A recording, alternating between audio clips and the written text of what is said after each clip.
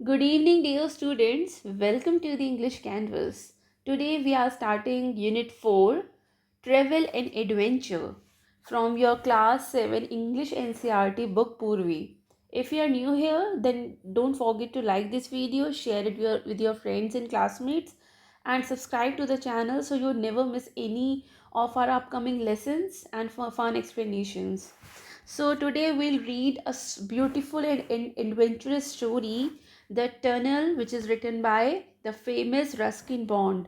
Ruskin Bond is one of India's most loved storytellers.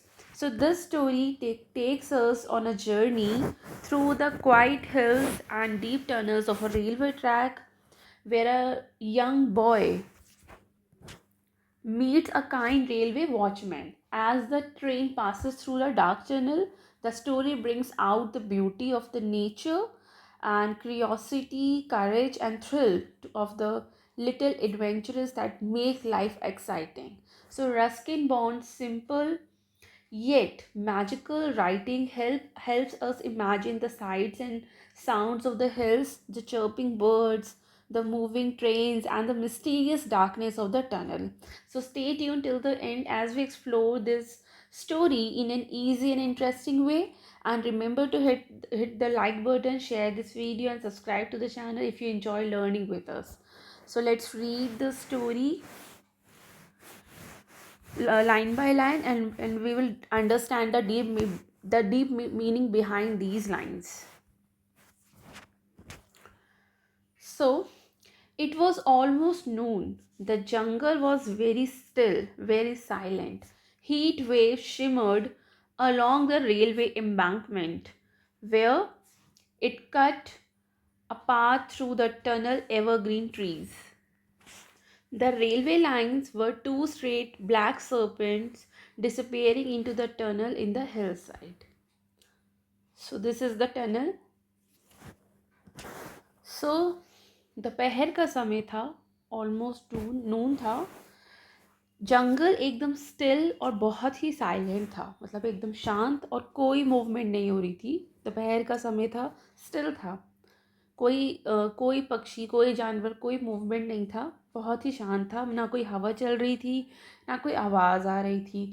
सब कुछ एकदम थमा हुआ था, जैसे नींद में डूबा हुआ हो. रेल की जो पटरी थी, रेलवे एम्बैंकमेंट, वहाँ पे wave shimmered along the railway embankment. It means railway की पटरी के पास मिट्टी की गर्म लहरें, इनके हेट वीव्स ऊपर उठ रही थी.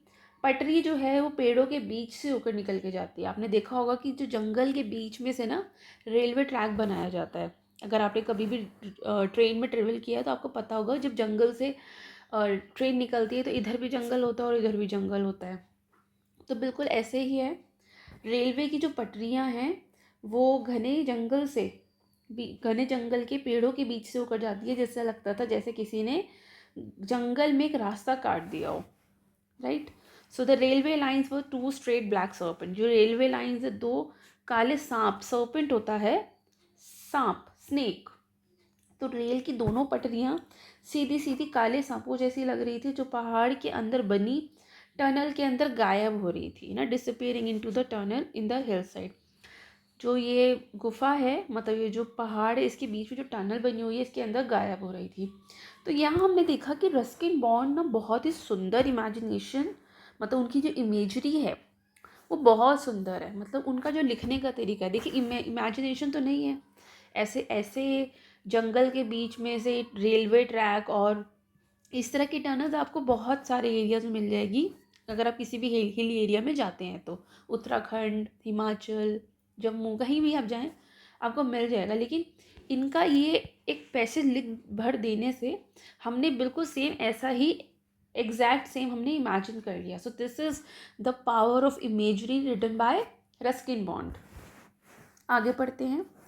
सूरज. सो ये हमारी स्टोरी का कैरेक्टर है. सूरज stood near the cutting waiting for the midday train. अब सूरज नाम का ये लड़का है उस जगह खड़ा था जहाँ से पटरी टनल में जा रही थी. वो वहाँ दोपहर की ट्रेन का इंतज़ार कर रहा था. It wasn't a station. अब ये स्टेशन तो है नहीं यहाँ पर. And he was not catching a train, और वो यहाँ सूरज जो है वो यहाँ पर ट्रेन पकड़ने आया भी नहीं था। मतलब वो यहाँ खड़ा होकर वेट कर रहा है दोपहर की जो ट्रेन आने वाली है उसका, लेकिन ये कोई स्टेशन नहीं है और ना ही सूरज को ट्रेन पकड़नी है। वो तो बस क्या करने आया, he was waiting so that he could watch the steam engine came roaring out of the tunnel.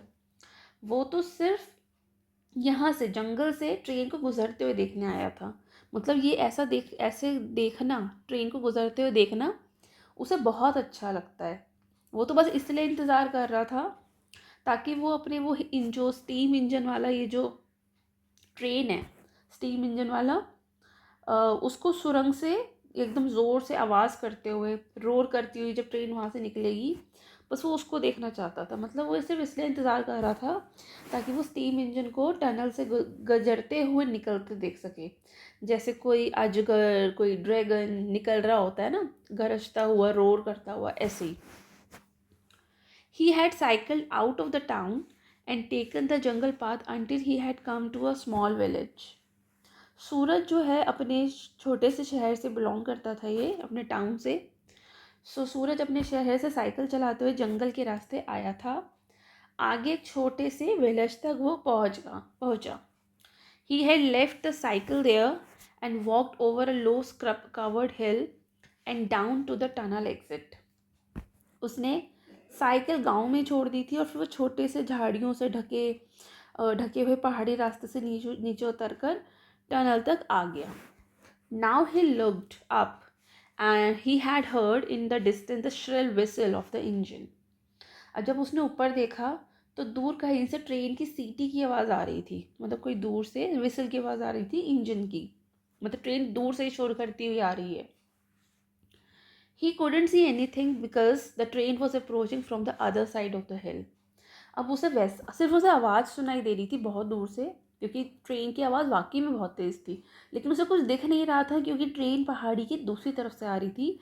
मतलब अभी वो टनल के अंदर से गुजर रही थी किसी और टनल की, मतलब किसी और टनल से, मतलब हिल के दूसरे साइड वाली टनल से गुजर रही थी। But presently a sound like distant thunder issued from the tunnel and he knew the train was coming through.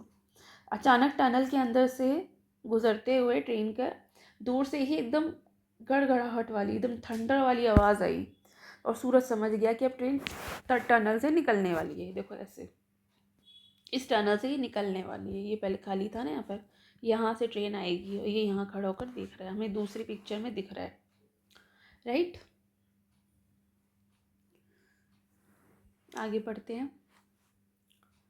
A second or two later, the steam engine shot out of the tunnel, snorting and puffing like some green, black and golden dragon. अब जो 1-2 second बाद ही एक steam engine वाली जो train थी वो tunnel से धुआं करती हुई, धुआं कर रही है ना, मतलब धुएं से और आवाज़ के साथ बाहर निकली, जैसे कोई हरा, काला, यानी कि ग्रीन, ब्लैक और गोल्डन कलर का ड्रैगन आग उगलता निकलता है।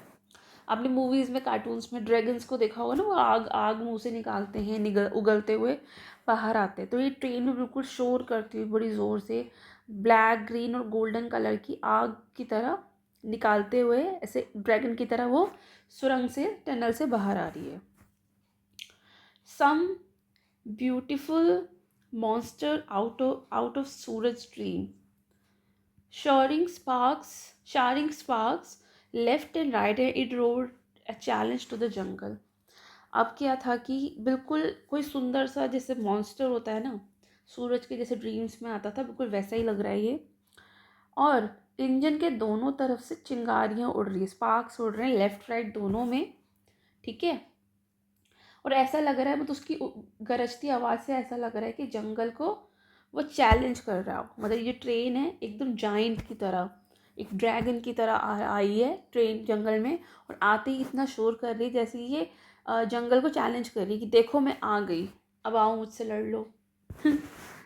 तो हमने यहाँ तक देखा कि रस्किन बॉन्ड ने पहाड़ी जो एरिया है, इसका जो पहाड़ी जो फॉरेस्ट है, इसका एकदम शांत एनवायरनमेंट दिखाया है, जहाँ सूरज नाम का लड़का ट्रेन को निकलते हुए देखने आता है, क्योंकि ये उसको बहुत अच्छा लगता है ऐसे सुरंग से जब ट्रेन निकल के आती है ना, शोर करती हुई। ये इसका फेवरेट पास टाइम है। तो इसे जब भी ये उसे मौका मिलता है, इसे जब भी पता चलता है कि ट्रेन आने वाली है, तो ये साइकिल चलाकर, फिर साइकिल को थोड़ा किनारे पर छोड़ के पैदल चल के ये आ जाता है, और वो टनल के पास खड़ा होकर इंजन को बाहर आते देखता है, जो धुआं सीटी आवाज़ के साथ ड्रैगन जैसा सिनेरियो बनाती है ट्रेन। तो ये हिस्सा जो है इसकी लाइफ का काफ़ी एडवेंचरस है, इमेजिनेटिव है, और नेचर की ब्यूटी से भरा हुआ है, राइट। अब आगे पढ़ते हैं।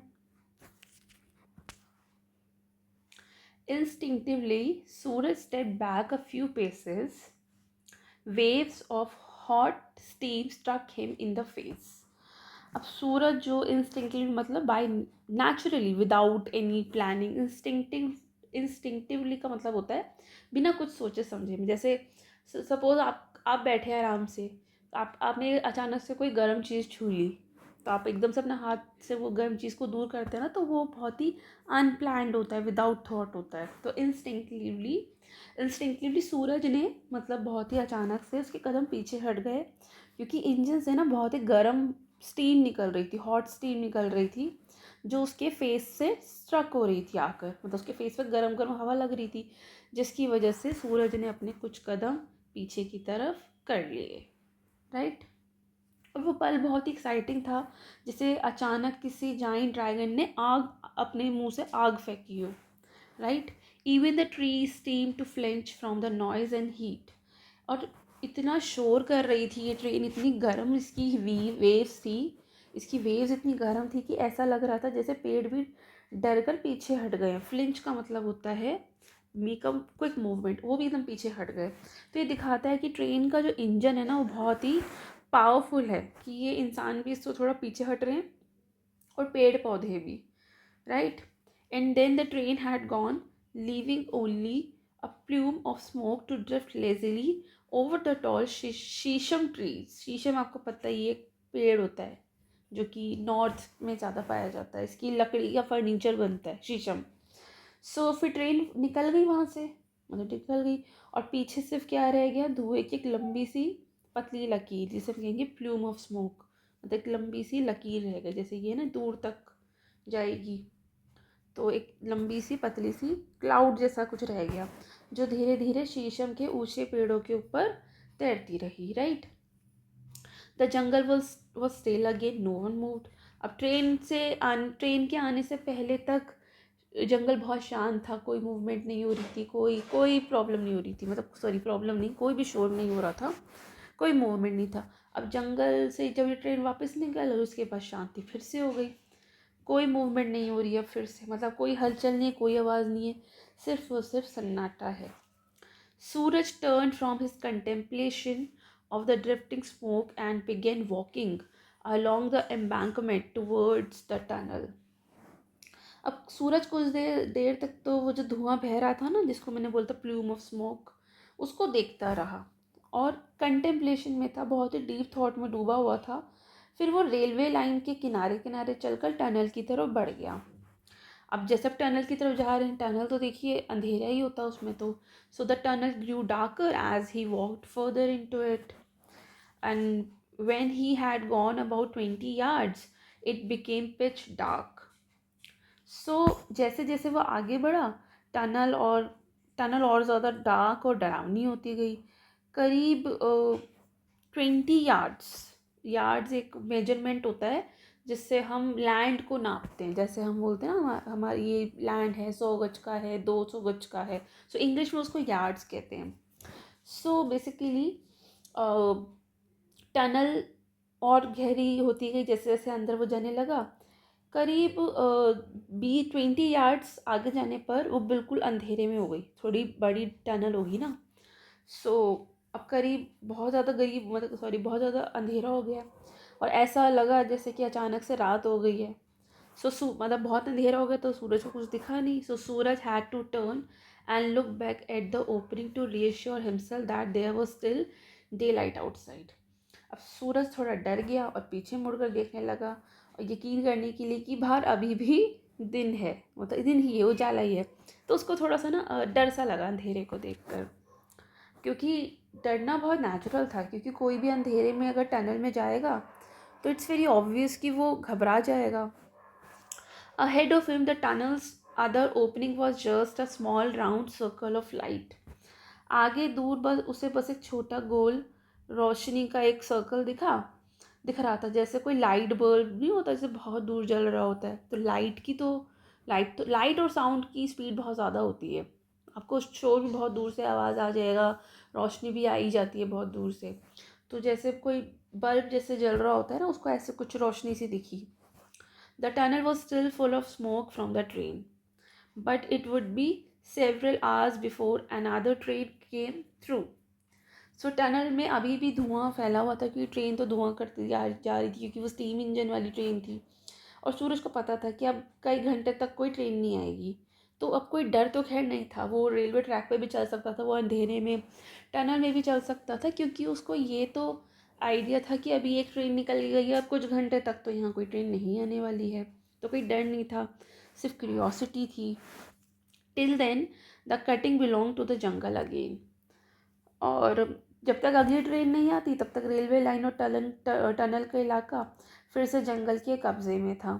यानी कि अभी फिर से यहाँ पर शांति रहेगी और नेचर का रूल होगा, right. So Suraj didn't stop because there was nothing to do in the tunnel and nothing to see. अब सूरज ना रुका नहीं यहाँ पे, लेकिन क्योंकि टनल के अंदर कुछ करने को था नहीं और कुछ देखने को भी नहीं था, अंधेरा बहुत ज़्यादा था, कुछ था नहीं।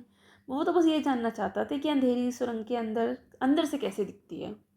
और ये तो वो ज़माना भी नहीं है कि आप अपना फ़ोन ले गए, रोशनी से देख लिया, टॉर्च जला के देख लिया, क्योंकि ये स्टोरी थोड़ी पुराने ज़माने की है, शायद उसके पास हो उसके पास टॉर्च भी नहीं होगी। लेकिन वो ये देखना चाहता था कि जो टनल होती है वो अंदर से दिखती कैसे, और इसलिए वो गया था। अब कुछ था नहीं करने को तो बाहर आ गया, रुका नहीं वो। बस वो ये देखना चाहता था कि अंधेरी सुरंग अंदर से कैसी दिखती है। आगे बढ़ते हैं। He had simply wanted to walk through so he would know what inside the tunnel was really like. हाँ, मतलब वो तो बस यही देखना चाह रहा था कि दिखती कैसे है। The walls were damp and sticky. A bat flew past. A lizard scuttled between the lines. So जो टनल के अंदर की दीवारें थी वो डैम्प थी। डैम्प होती है गीली, ठीक है, गीली थी और स्टिकी थी, चिपचिपी थी। अब कोई सफाई तो वहाँ करता नहीं है टनल में, और गीली भी थी, बारिश वगैरह हुई होगी तो गीली हो गई दीवार। और टनल के अंदर तो सनलाइट भी नहीं जाती है तो सूख नहीं पाई होगी। और बैट वो होता है चमगादड़ जिसे हमको बोलते हैं हिंदी में। और एक चमगादड़ जो है वो उसके सर पे से उड़ गया। एक लिजर्ड यानी कि छिपकली पटरियों के बीच से भाग गई। मतलब ये सब थोड़ा ना उसको थोड़ा डरावना भी लगा और थोड़ा सा एडवेंचरस भी लगा। Coming straight from the darkness into the light, Suraj was dazzled by the sudden glare and put a hand up to shade his eyes. अब जब तक सूरज टनल से बाहर निकला तो अंधेरे में अचानक तेज़ रोशनी में आने के कारण उसकी आंखें ना एकदम डेजल्ट हो गई। ऐसा होता है ना, जैसे कि अगर हम बहुत ज़्यादा अंधेरे में हैं फिर एकदम से हम रोशनी में आ जाते हैं। जैसे आप रूम में बैठे हैं अंधेरे में, एकदम से आपने लाइट ऑन कर दी तो एकदम तेज़ रोशनी से ना आपकी आंखें डेजल्ट हो जाती है, तो थोड़ी चौंधिया जाती है, जिसको हम हिंदी में मतलब चौंधिया जाती है, उसको इंग्लिश में बोलते हैं डेजल्ट। मतलब एकदम तेज़ रोशनी आने से हमें थोड़ा 1-2 सेकंड के लिए हमें थोड़ा सी ब्लाइंडनेस हो जाती है, तो डेजल हो गई उसको। फिर उसने हाथों से अपनी आँखों को कवर कर लिया। यही हम काम करते हैं। अगर सपोज हमारे रूम में अंधेरा और एकदम से लाइट ऑन हो जाए तो हमारी आंखें बंद हो जाती है ना एकदम से, तो बस वही होता है उसके साथ भी। ही लुक्ड, मतलब वो अपनी आँखों को हाथ से कवर कर लेता है। He looked up at the he looked up at the tea covered hillside and thought he saw something moving between the trees. अब उसने ऊपर की ओर पेड़ों से ढकी पहाड़ी को देखा और ऐसा लग रहा था कि पेड़ों के बीच कुछ हिल रहा है। देखते हैं क्या हिल रहा है। तो उसने देखा ऊपर पेड़ मतलब ऊपर जो पेड़ों से पड़ी ढकी हुई पहाड़ी हैं वहाँ उसे लगा कि जैसे कुछ हिल रहा है। It was just a flash of orange and gold and a long swishing tail. उसे एक पूंछ दिखी है, एक ऑरेंज कलर की, ऑरेंज और गोल्ड कलर की, गोल्डन कलर की एक झलक सी थी, एक लंबी और हिलती हुई, स्विशिंग होती है हिलती हुई पूंछ दिखी। मतलब शायद ये लेपर्ड हो सकता है। चलिए पढ़ते हैं आगे। It was there between the trees for a second or two and then it was gone. वह वो पेड़ों के बीच बस 1-2 सेकंड के लिए दिखा, क्योंकि बहुत तेज़ दौड़ता भी तो है ना, ये जो एनिमल्स होते हैं ना, लेपर्ड, जैगुआर, टाइगर, ये ना बहुत तेज़ रन करते हैं। तो ये 1 या 2 सेकंड के लिए दिखा, एकदम गायब हो गया। और इसको देख कर ये सूरज का दिल एकदम दहल गया, बिल्कुल डर गया ये। आप सोचिए, आप जंगल में हैं, अकेले हैं, सुनसान है, आसपास कोई नहीं है, और आपको ये leopard, jaguar, tiger, lion, bear, ऐसा कोई एनिमल आपको दिख जाए। किस्मत अच्छी कि सिर्फ आपने इसको देखा है, मतलब सिर्फ सूरज ने इसको देखा है, इसने सूरज को नहीं देखा, इसकी किस्मत अच्छी है। About 15 meters from the entrance to the tunnel stood the watchman's hut. अब टनल के एंट्रेंस से करीब 15 मीटर्स की दूरी पर, मतलब बहुत दूर नहीं, सिर्फ 15 मिनट से, इनके 15 से 20 कदम की दूरी पर एक वॉचमैन की हट थी। यानी इनकी अब कहानी में एक नया कैरेक्टर आएगा, watchman. Marigolds grew in front of the hut and at the back there was a small vegetable patch. अब उसकी जो झोपड़ी थी, हट थी, उसके आगे तो मैरीगोल्ड्स खिले हुए थे और पीछे की तरफ छोटा सा बाग था जहाँ सब्जियाँ उग रही थी। मतलब वॉचमैन अपने काम के साथ साथ नेचर से भी जुड़ा हुआ था, फूल सब्जियाँ सब सब उगा रहा था, जो कि बहुत अच्छी बात है। It was the watchman's duty to inspect the tunnel and keep it clear of the obstacles. अब इसका काम क्या था? इसका काम ये था कि टनल की इंस्पेक्शन करना टाइम टू टाइम, और ये देखना कि कोई ऑब्स्टेकल यानी कि कोई बाधा नहीं आए। जब ट्रेन टनल से होके निकले ना, तो कोई बाधा नहीं आए, तो ये देखने की जिम्मेदारी और टाइम टू टाइम टनल को इंस्पेक्ट करने की जिम्मेदारी इस वॉचमैन की ही थी। सो हमने यहाँ तक पढ़ा कि सूरज टनल के अंदर जाता है और टनल को बहुत ही अंधेरा पाता है, बहुत ही मिस्टीरियस सी दुनिया लगती है उसको। लेकिन जब बाहर आता है तो उसे ये लेपर्ड की एक झलक दिख जाती है, जिससे कहानी थोड़ी और इंटरेस्टिंग हो गई, थोड़ा सा डर भी हमें लगा है। फिर हम अब एक वॉचमैन का यहाँ पे कैरेक्टर आ गया है, अब ये देखते हैं कौन है। अब हम इस कैरेक्टर से मिलने वाले हैं, जो कि इस कहानी का दूसरा इम्पॉर्टेंट कैरेक्टर है। तो एक पहला इम्पॉर्टेंट कैरेक्टर है सूरज, और दूसरा इम्पॉर्टेंट कैरेक्टर है ये वॉचमैन। चलिए आगे बढ़ते हैं। Every day before the train came through, he walked the length of the tunnel. So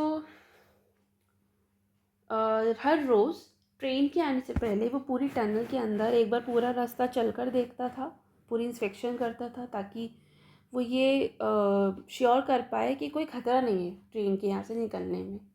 जैसे ट्रेन में कोई जंगली जानवर हो सकता है, कोई बच्चा खेलते खेलते जा सकता है टनल के अंदर, जंगल है ना, किसी की रोक टोक तो है नहीं, कुछ भी हो सकता है।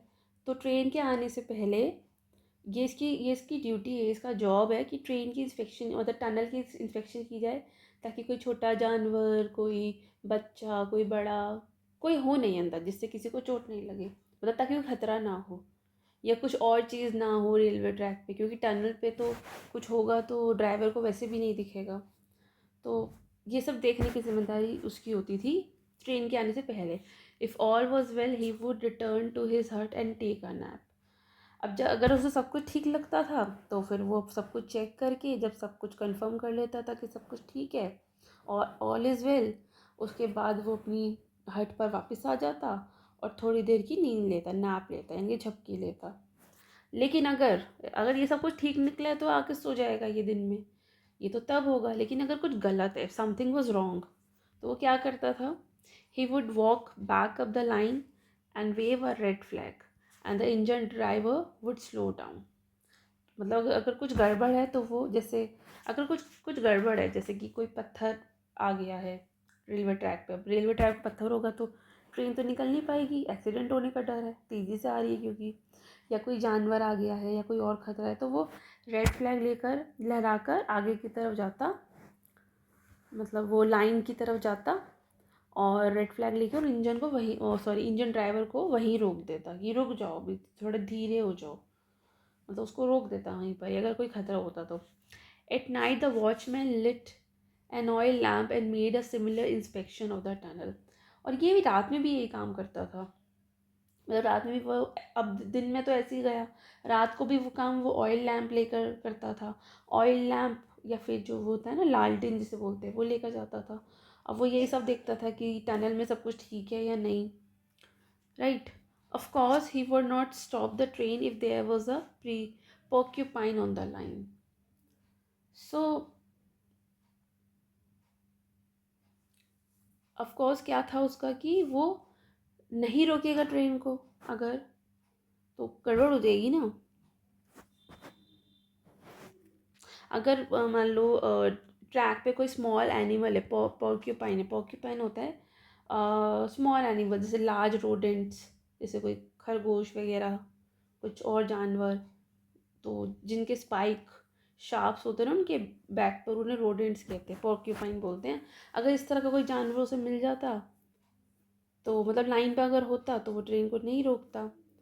But if there was any danger on the train, मतलब अगर उसे कोई पोर्क्यूपाइन मिलता ट्रेन में, मतलब ट्रैक पर, तो नहीं रोकता वो ट्रेन को। लेकिन अगर उसको कोई वो मिल जाता, सपोज उसे कोई डेंजर दिखता ट्रेन के लिए, तो फिर वो वापस जाता लाइन पर और वेव करता अपने लैंप को कि इंजन रोक लो अब। मतलब दिन में तो वो झंडा फहरा वेव करता और रात में lamp light. If all was well he had hang his lamp at the door of his hut and go to sleep. तो ये इसका रात का शेड्यूल है। देखिए दिन का शेड्यूल उसका ये है कि वो चेक करने आता है जब भी ट्रेन आने वाली होती है उससे पहले, अगर सब कुछ ठीक है तो अपनी हट पे जाकर सो जाएगा आराम से, थोड़ी देर की नींद ले लेगा। अगर गलत है तो वापस जाएगा रेलवे ट्रैक पर थोड़ी दूर पहले, और रेड फ्लैग से इशारा कर देगा कि आपको रुकना पड़ेगा, यहाँ टनल में कुछ प्रॉब्लम है। यही सेम काम वो रात में करेगा। रात में उसके पास फ्लैग की जगह क्या रहेगा, फ्लैग की जगह रहेगा लालटेन, क्योंकि फ्लैग तो अंधेरे में दिखेगा नहीं। तो सिमिलरली अगर उसको कोई प्रॉब्लम दिख रही है तो फिर वो लैम्प को वेव करेगा, और अगर सब कुछ ठीक है तो फिर से वो लैम्प को अपने डोर पर लगाएगा और आराम से रात में सो जाएगा, मतलब दोनों टाइम वो सोएगा। सो अब इस बार क्या होता है, he was just settling down on his cot for an afternoon nap when he saw the boy emerge from the tunnel. अब आज क्या हुआ, जैसे ही वो अपने कॉट पर, कॉट होती है खाट, तो आज क्या होता है जैसे ही वो सब कुछ चेक करने आता है और सब कुछ क्लियर था क्योंकि ट्रेन तो अभी अभी निकली है, तो जैसे ही वो अपनी खाट पर दोपहर की नींद लेने जा रहा था उसने देखा कि टनल से एक लड़का बाहर आ रहा है, क्योंकि वो तो दूसरी तरफ से अंदर आया था, मतलब पहली तरफ से अंदर आया था, तो इट्स वेरी ऑब्वियस कि वो निकलेगा दूसरी तरफ से। तो उसने देखा कि टनल से एक बच्चा आ रहा है, एक लड़का आ रहा है। अब उसे देख कर तो वो रुक गया। He waited until Suraj was only a meter or so away, then said, "Welcome, welcome. I don't often have visitors." अब उसने उस लड़के का तब तक इंतज़ार किया जब तक वो उसके पास नहीं आ गया, और फिर वो मुस्कुरा के बोला, अरे तुम्हारा स्वागत है, स्वागत है। यहाँ तो मेहमान, विजिटर्स जो हैं बहुत ही कम आते हैं। Sit down for a while. Tell me why you were inspecting my tunnel. अब वो बोलता है, चलो बेटा बैठो यहाँ पर और ज़रा बताओ मुझे तुम मेरी टनल की जांच क्यों कर रहे हो, ये तो मेरा काम है। अब देखो वॉचमैन जो है, माय टनल कह रहे हैं ना इसको, मतलब ये टनल को अपनी प्रॉपर्टी समझता है कि ये तो मेरी इंस्पेक्शन है, यहाँ पर मैं इंस्पेक्शन करूँगा।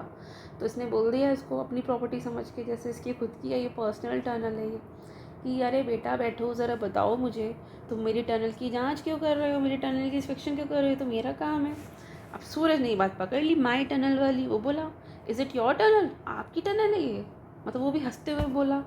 वो तो उसे थोड़ा अजीब लगा कि ये तो सरकारी चीज़ है। अब देखिए रोड्स हैं, है ना, रोड्स हैं, ब्रिजेस हैं, फ्लाईओवर्स हैं, मेट्रो है, रेलवे स्टेशन हैं, हमारे पास कितना कुछ है। ये किसी एक का थोड़ी है, ये तो गवर्नमेंट का है, गवर्नमेंट उसकी पूरी देखभाल करती है। हाँ टैक्स हम देते हैं, लेकिन है तो गवर्नमेंट की ना, क्योंकि हम यूज़ करते हैं तो हम टैक्स भी देते हैं। तो उसने बोला ये ऐसे कि आपकी टनल, आपकी थोड़ी टनल, मतलब किसी सरकारी चीज़ को अगर कोई मेरी कह रहा है तो भाई उसको कहना तो बनता ही है, आपकी कैसे होगी। अब जैसे आप बोलो कि भाई मेरी गली, वो फिर भी ठीक है भाई, आपका कोई दोस्त है, वो उस गली में नहीं रहता, आप उस गली में रहते हो तो मेरी गली। लेकिन आप उस गली में रहने वाले लोगों से तो नहीं कह सकते ना मेरी गली, क्योंकि वो सिर्फ आपकी गली नहीं है। आप अपने घर को अपना घर कह सकते हैं कि बाहर वालों से, लेकिन आप अपने घर के बाकी लोगों से तो ये नहीं कह सकते ना कि मेरा घर। तो बस वही सरकारी चीज़ और बोल रही है मेरी tunnel.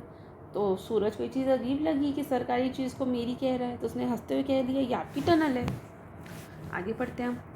Is it, said the watchman, it is truly my tunnel. देखो कितना सुंदर घर है इनका, टनल। देखो मेरी गोल्ड्स उगी हुई हैं इतने सुंदर सुंदर, और भी फ्लावर्स उगे हैं, पीछे सब्जियां भी उगी हुई हैं, वो दिख ये रही सब्जियां भी उगी हुई हैं, कितना सुंदर बना रखा है इन्होंने। तो वो बोला yes it is truly my tunnel since no one else will have anything to do with it, I have only lent it to the government. तो वॉचमैन बोला हाँ बेटा ये मेरी ही टनल है, क्योंकि और तो कोई इसका ध्यान रखता नहीं है, अब कोई और ध्यान नहीं रखता तो इट्स वेरी ऑब्वियस कि मेरी टनल है ये। मैंने इसे बस सरकार को लेंट होता है उधार पर, जिसका फर्स्ट फॉर्म होता है लेंट। तो वो कहता है कि हाँ मेरी ही है, हाँ बेटा मेरी ही टनल है ये, क्योंकि कोई और इसका ध्यान नहीं रखता, मैंने तो इसको बस सरकार को उधार दे दिया है। मतलब यहाँ पर ये कैरेक्टर जो है, ये जो वॉचमैन है, थोड़ा सा ह्यूमरस वे में इसको जवाब दे रहा है। तो यहाँ पर हमें रस्किन बॉन्ड का भी ह्यूमर का एक बहुत ही क्लासिक एग्जाम्पल देखने को मिलता है। Suraj sat down on the as of the cot. अब सूरज इस कोर्ट पे आके किनारे पर बैठ गया, राइट। और उसने आकर अब दोनों के बीच में बातचीत शुरू होगी। अब देखते हैं क्या बात होती है। I want to see the train come through, he said, and then I went it had gone I thought I would walk through the tunnel. तो सूरज बोला मैं ट्रेन को नहीं यहाँ से निकलते हुए देखना चाहता था, फिर सोचा कि जब ट्रेन चली जाएगी तो मैं टनल के अंदर से होकर निकलूँगा। And what did you find in it, वो पूछते हैं।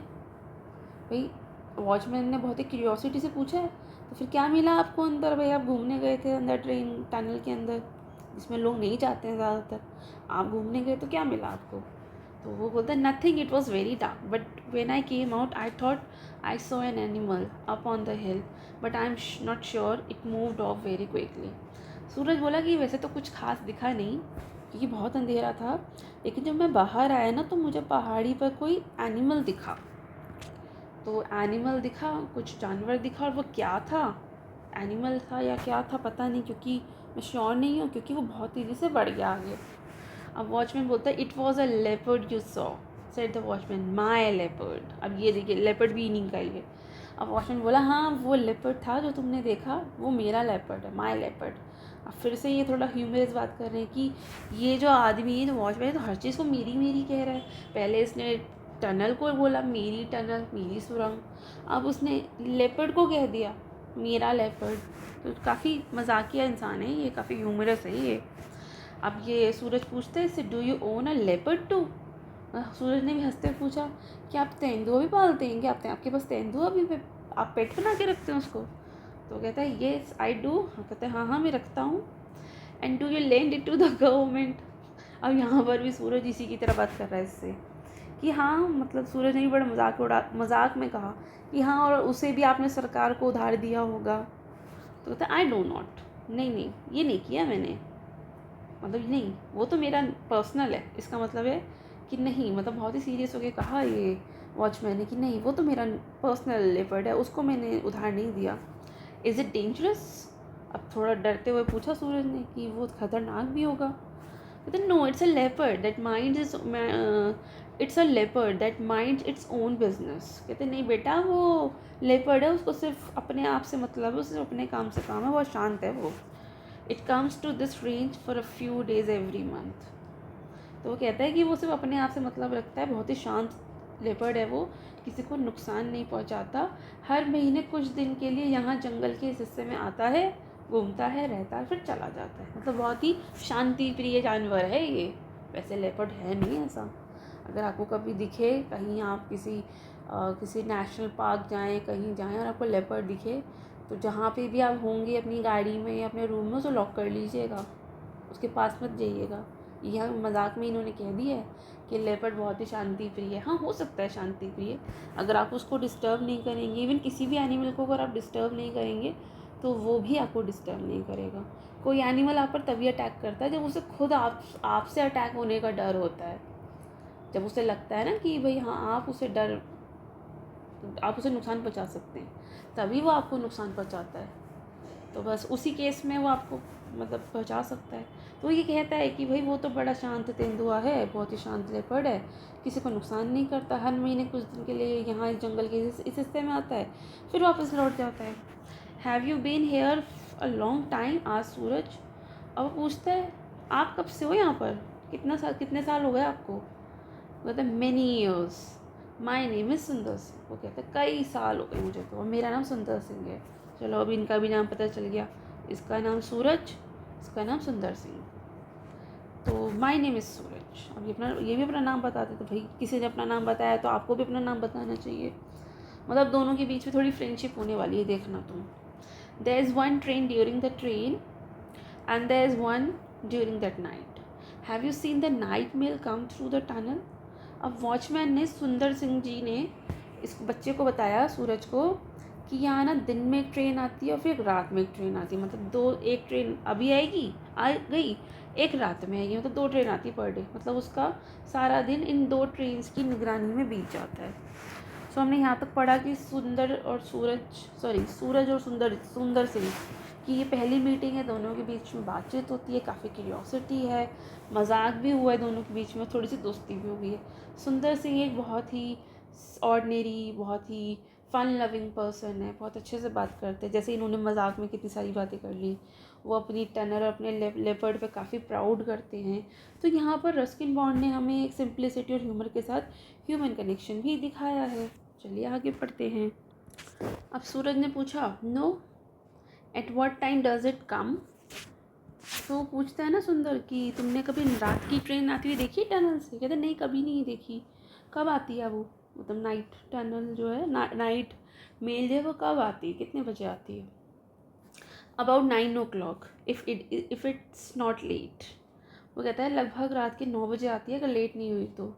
सो you could come and sit here with me if you like, and after it has gone instead of going to sleep I will take you home. तो वो कहता है कि अगर तुम चाहो तो तुम यहाँ आकर मेरे साथ बैठ जाना, रात में 9 बजे से पहले आ जाना। अगर ट्रेन लेट नहीं हुई तो 9 बजे तक आ जाएगी, फिर जब ट्रेन चली जाएगी तब सोने की बजाय मैं तुम्हें घर छोड़ दूँगा, मतलब जहाँ भी तुम्हारा घर होगा मैं तुम्हें छोड़ने चला जाऊँगा। वैसे ही क्या करता है, दिन की ट्रेन आती है उसके बाद सोने चला जाता है, रात की ट्रेन आती है उसके बाद सोने चला जाता है। तो वो कहता है कि नहीं चलो ठीक है, तुम रात को आना अगर तुम आना चाहो तो, फिर जब ट्रेन चली जाएगी तुम ट्रेन देख लोगे, उसके बाद सोने की जगह मैं तुम्हें घर छोड़ आऊँगा। देखो कितना केयरिंग आदमी है सुंदर सिंह। अब सूरज कहता है I will ask my parents, will it be safe? कहता है मैं अपने पेरेंट्स से पूछूंगा, लेकिन क्या ये सेफ़ है? क्योंकि डर तो है ना जंगल में रात में आना। वैसे तो दिन में भी आना बड़ा ख़तरनाक तो था, क्योंकि दिन में भी लेपर्ड जैसा जानवर दिख गया है, पर रात में तो और मुश्किल है। अभी तो शायद उसके पेरेंट्स को पता भी नहीं होगा ये कहाँ घूम रहा है। Of course it's safer in a jungle than in the town. अब यहाँ पर सुंदर सिंह जो है थोड़ा हंसकर बोलता है अरे बेटा, शहर से तो जंगल सुरक्षित हैं। मतलब ये उनकी सादगी और उनके अनुभव की बात है। Nothing happens to me out here, but last month when I went into town I was almost run over by a bus. वो कहते हैं कि मेरे साथ तो यहाँ कुछ भी नहीं हुआ, जंगल में तो मुझे कुछ भी नहीं होता, बल्कि मैं पिछले महीने शहर गया था तो एक बस ने मुझे ऑलमोस्ट कुचल दिया था, मर जाता मैं। मतलब ये टिपिकल रस्किन बॉन्ड का ह्यूमर है, सिंपल बट शार्प, राइट।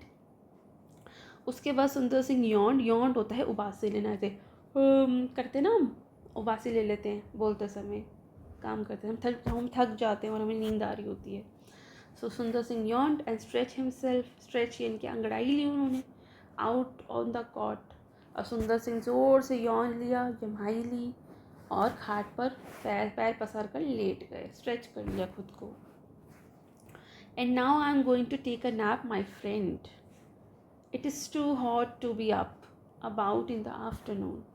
अब वो बोले कि अब मैं थोड़ी सी नैप लेने, यानी कि थोड़ी सी झपकी लेने जा रहा हूँ।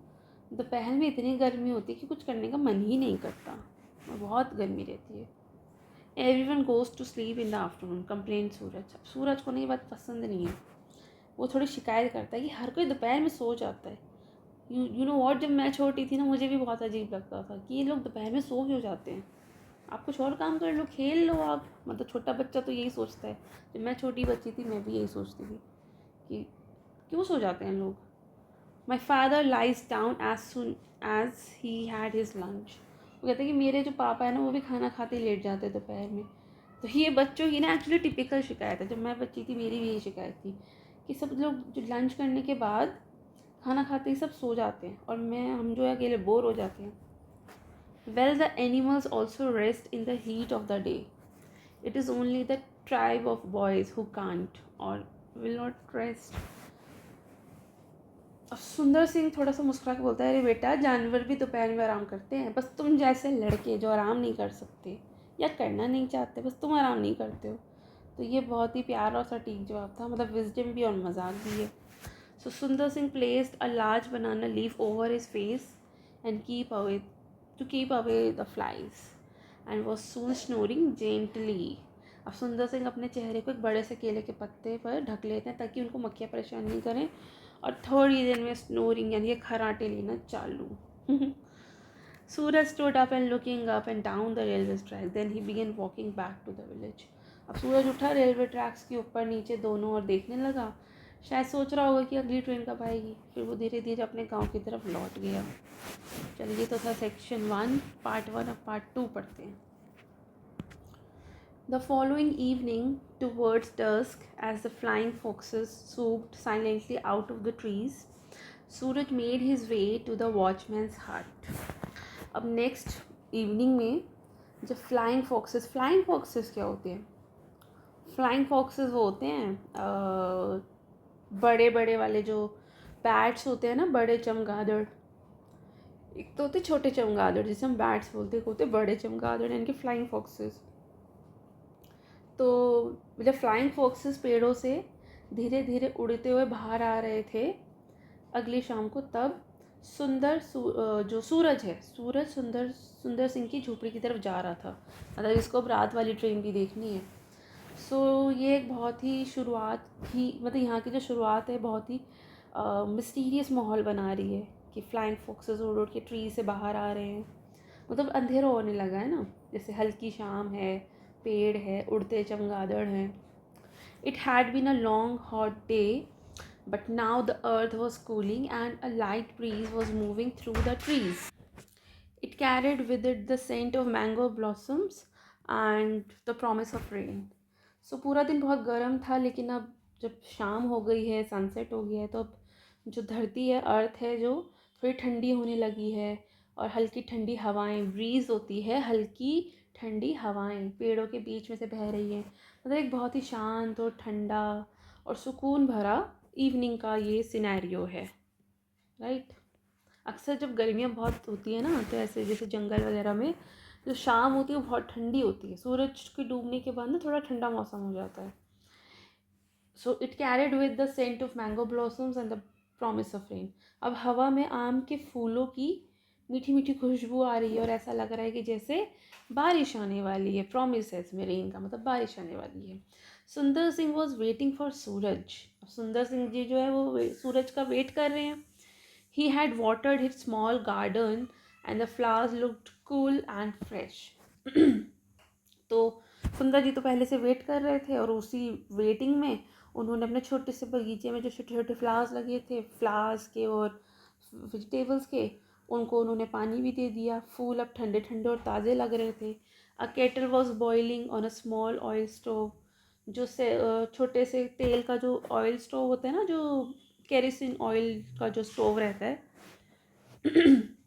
जो लोग गांव वगैरह में पहले यूज़ करते थे, अब भी शायद करते होंगे, जिसमें लोग केरोसिन ऑयल डालते थे स्टोव में। तो उस पर वो केटल में केटल में डाल के इनके पानी उबाल रहा था। मतलब छोटे से ऑयल स्टोव पर केटल रखी होती है और केटल में पानी उबल रहा होता है। I am making tea, he said, there is nothing like a glass of hot tea while waiting for a train.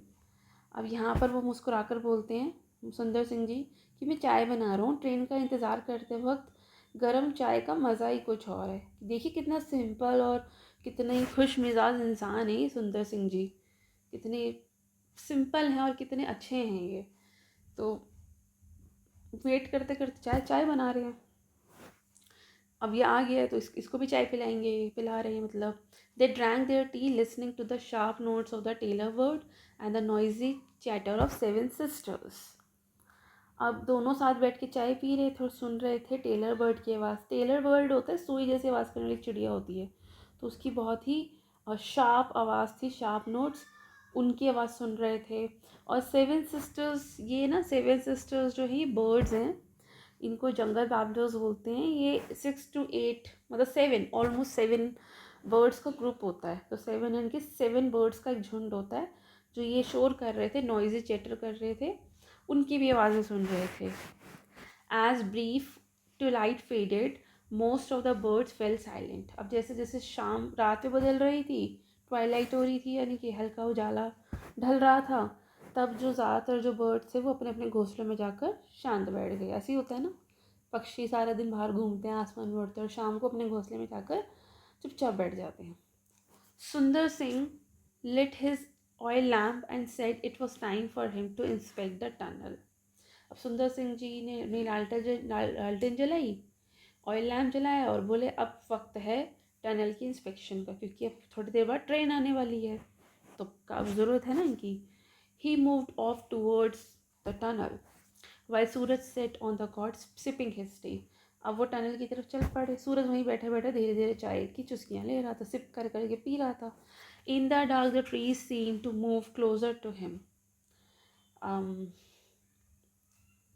Yes, अब रात में ना ट्रीज उसको ऐसा लग रहा था कि उसके और पास आ गए, क्योंकि अंधेरा हो गया था ना, अब उसको लग रहा था कि ट्रीज उसके पास आ गए हैं। At the night life of the forest was conveyed on the bridge.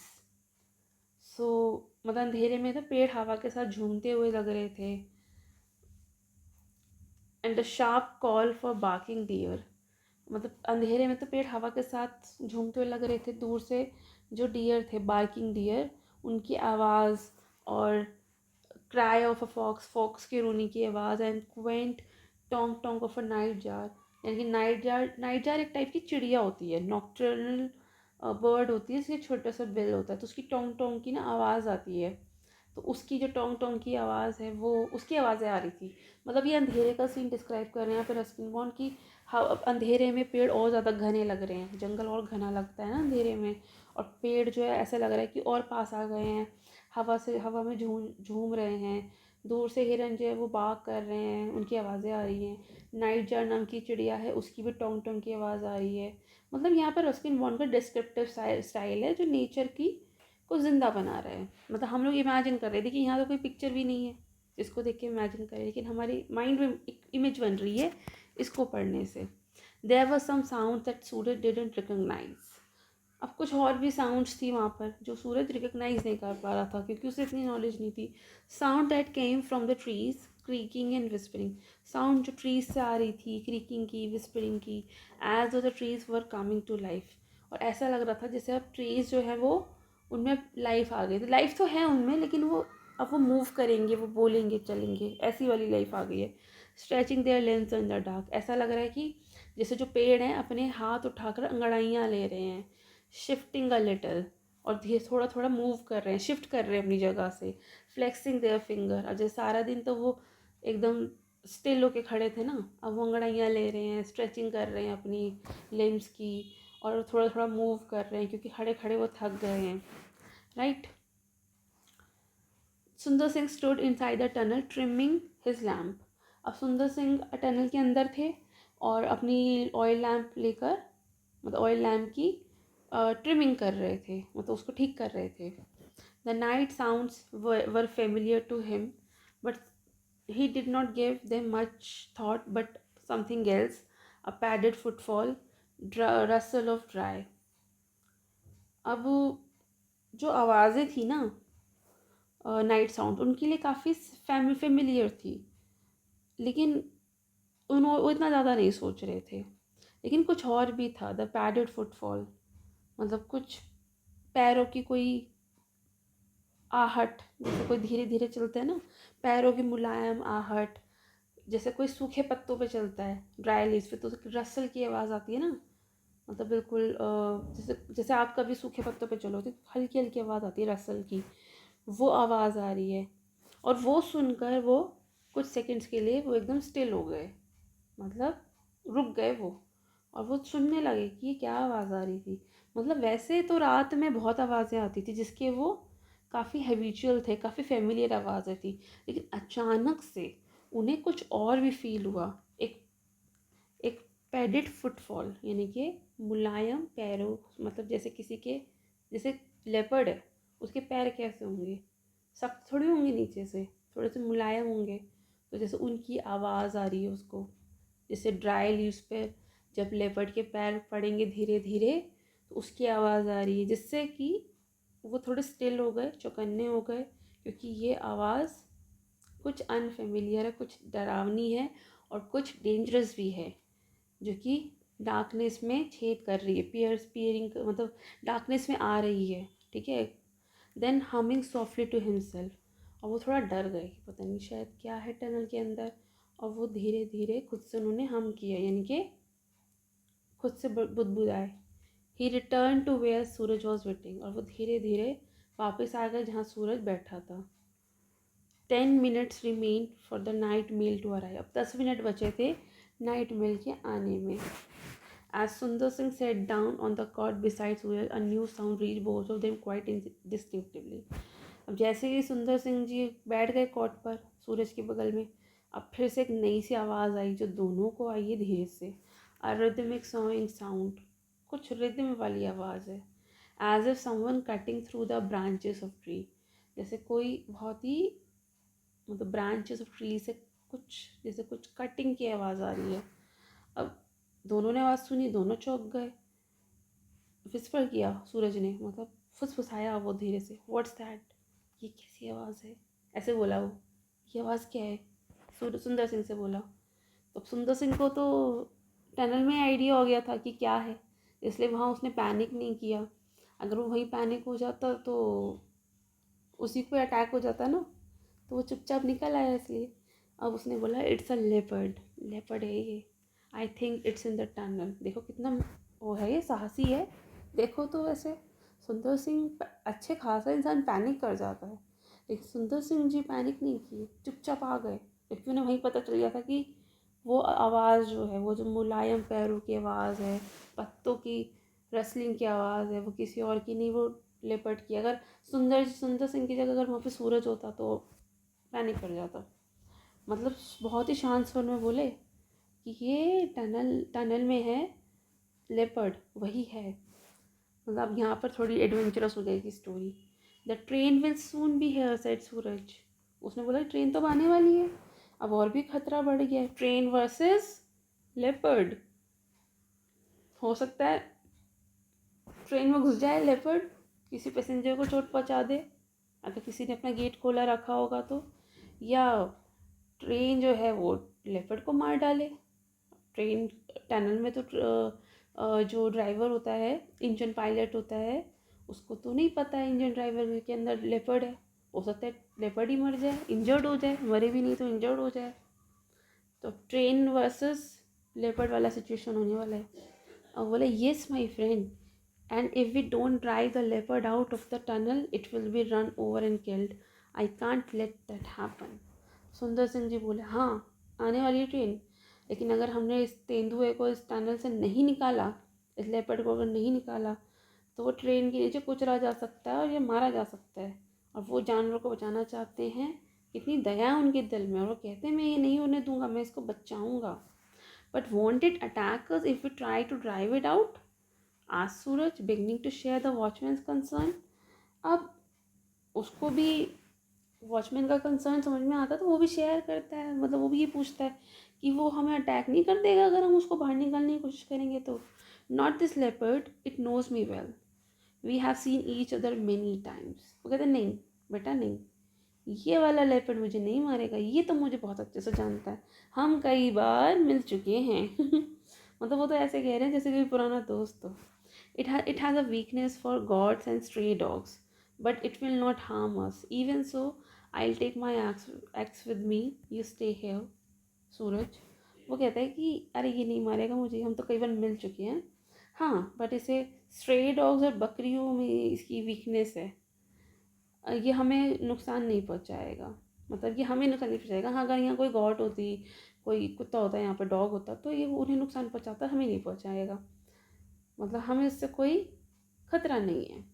हाँ फिर उसने कहा कि फिर भी मैं अपनी एक्स, अपनी फुलहाड़ी अपने साथ ले लेता हूँ, मतलब सेफ्टी के लिए, एहतियात के लिए। तुम यहीं रहो, तुम सेफ रहो, मैं अंदर जाता हूँ। Then no, I'm coming with you. It will be better than sitting here alone in the dark. अब सूरज को यहाँ पे डर लगा है, कहता है नहीं नहीं मैं भी आपके साथ चलूँगा, यहाँ अकेले अंधेरे अंधेरे में बैठने से अच्छा है मैं आपके साथ चलूँ। तो कहता है all right but stay close behind me and remember there is nothing to fear.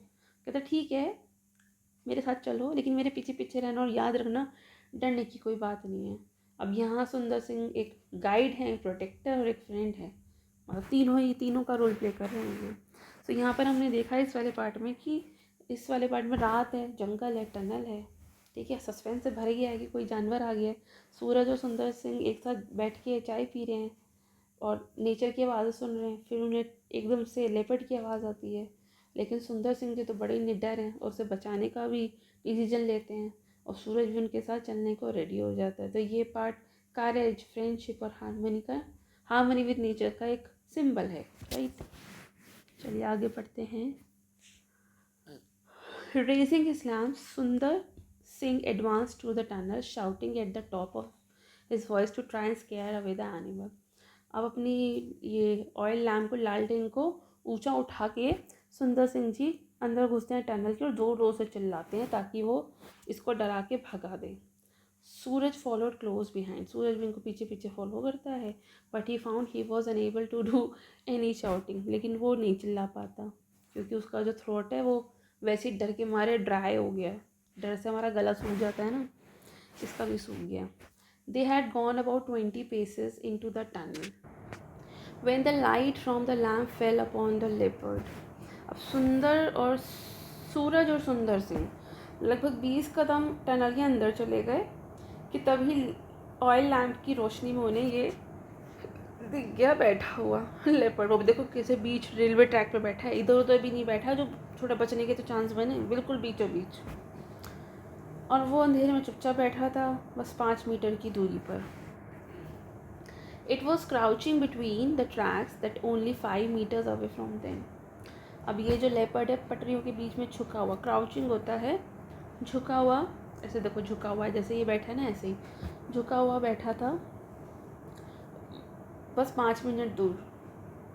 Imagine करिए आप एकदम अंधेरे में सिर्फ एक लैम्प की रोशनी, ऑयल लैम्प की रोशनी है, इसमें आप खड़े हैं ऐसे, और यहाँ पर आपको अंधेरे में दिख रहा है एक लेपर्ड। कितना स्कैरी मोमेंट है वैसे देखा जाए तो। It was not a very big leopard but it looked lithe and sinewy. तो ऐसे वो बहुत बड़ा तो नहीं था लेपर्ड, लेकिन उसका जो शरीर था ना काफ़ी ताकतवर था, काफ़ी लचकदार लग रहा था। मतलब स्निवी था, काफ़ी ताकतवर था और लचकदार था।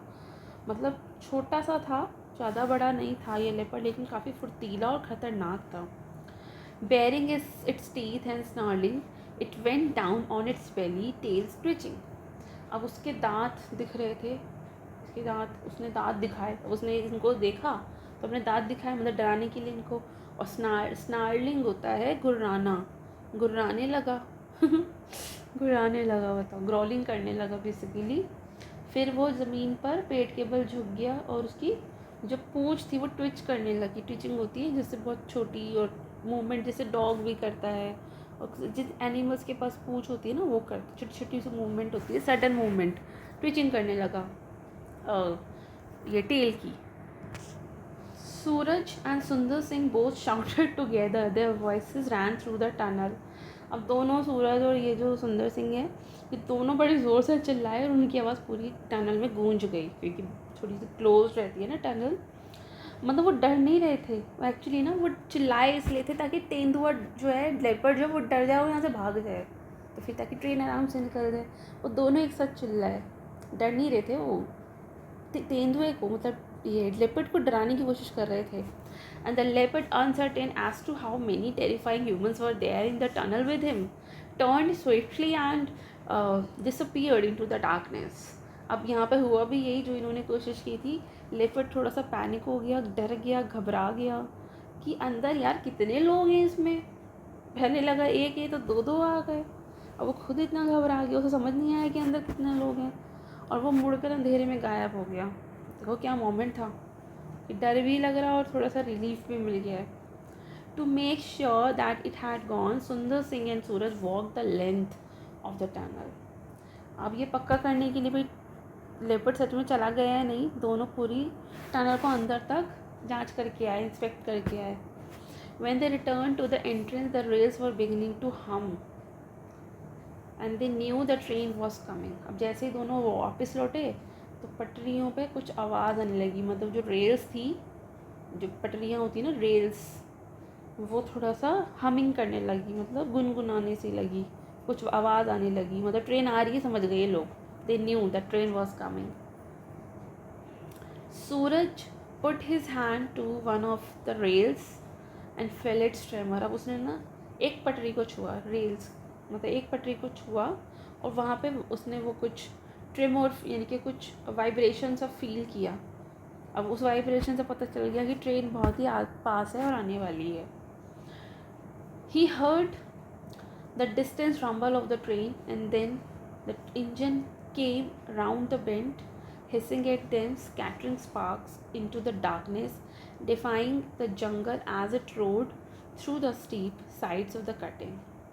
अब दूर से ट्रेन की रंबल की, इनके गड़गड़ाहट की, कहाँ गया रंबल, यस रंबल होता है, गड़गड़ाहट की आवाज़ सुनाई दी. फिर जो इंजन है वो उसमें मतलब इंजन भी बाहर निकला, धुआं और चिंगारियाँ हो रही थी, और धुआं और चिंगारियाँ इनकी वो आग से निकलती है ना, वो उड़ाते हुए बाहर निकली ट्रेन. मतलब इंजन सबसे पहले निकला और ऐसे लगा जैसे कोई आग उगलता हुआ ड्रैगन जंगल को फिर से चुनौती देने, फिर से चैलेंज देने आ गया है. डिफाइंग द जंगल, देखा ना, डिफाइंग इनके अपोज करने आ गया, चैलेंज देने आ गया है.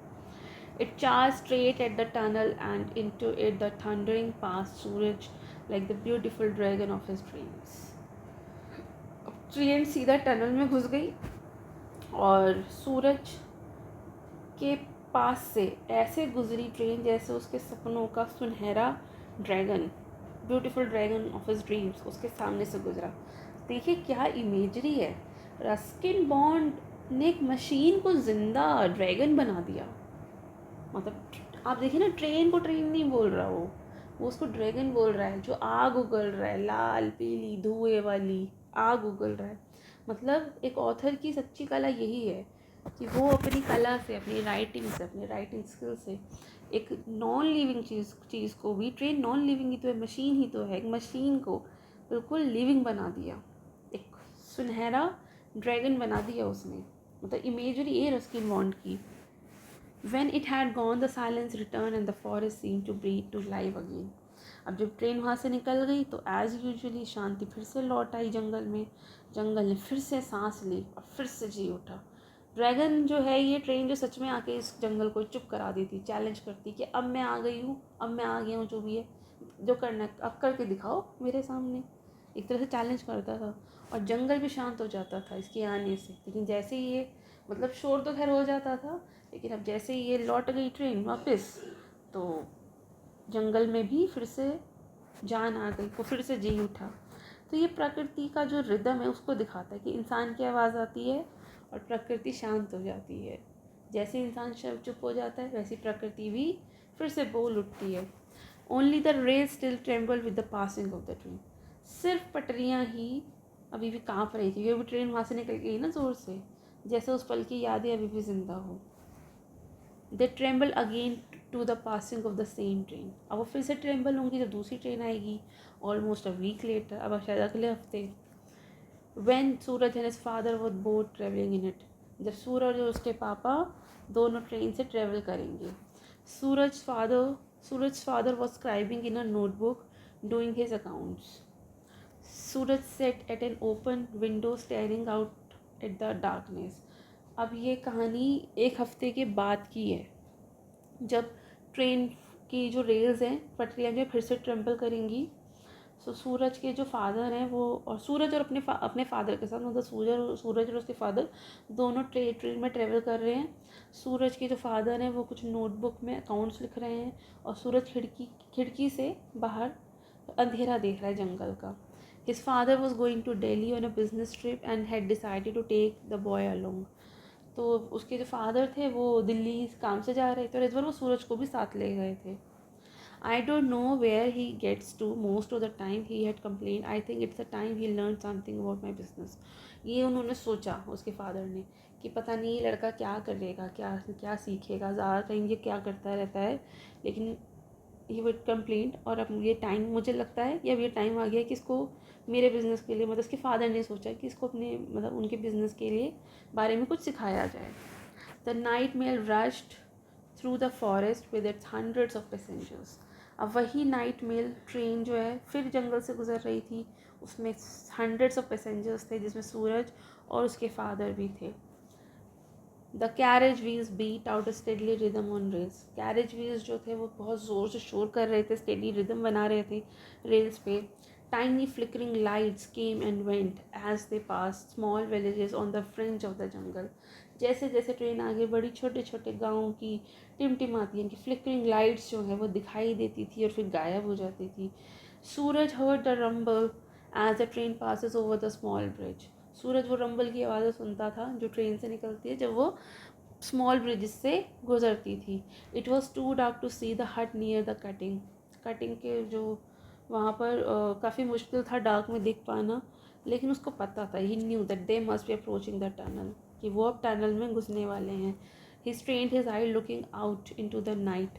लेकिन वो अपनी आंखें गड़ाए बैठा था, नाइट में भी, अंधेरे में भी। And then, just as the engine let out a shrill whistle, Suraj saw the lamp.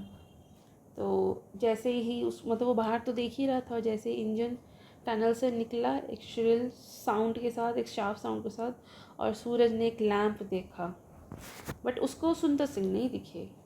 He couldn't see Sundar Singh, but he saw the lamp and he knew that his friend was out there. His friend was out there. और वो समझ गई कि अब सब कुछ आगे ठीक होगा, इसलिए जो जो सूरज सिंह जी हैं वो टनल को इंस्पेक्ट करके सब कुछ ठीक पाकर लैंप को अपनी हट के बाहर टांग कर अंदर सोने चले गए होंगे। तो उसको सुंदर सिंह जी नहीं दिखेगा, सुंदर सिंह जी दिखते इसका मतलब रोकनी पड़ती ट्रेन। सुंदर सिंह जी अपना घर में अपना आराम कर रहे हैं, उन्होंने लैंप को बाहर टांगा हुआ है, और उन्हें पता था कि उनका फ्रेंड यहाँ पे नहीं है। So the train went into the tunnel and out again. अब ट्रेन टनल में गई और बाहर आ गई। It left the jungle behind and thunders across of the endless plains. और ट्रेन जो है उसने जंगल को पीछे छोड़ दिया, बहुत ही एंडलेस प्लेन्स को भी पीछे छोड़ दिया, thundered across. So Suraj started out at the darkness thinking of the lonely cutting in the forest and watchman with the lamp. अब सूरज फिर से बाहर की तरफ देखने लगा, ताकने लगा अंधेरे में, सोचने लगा कि ये जो जंगल में वॉचमैन होते हैं लैम्प के साथ, कि वो कितना अकेले रहते हैं। Who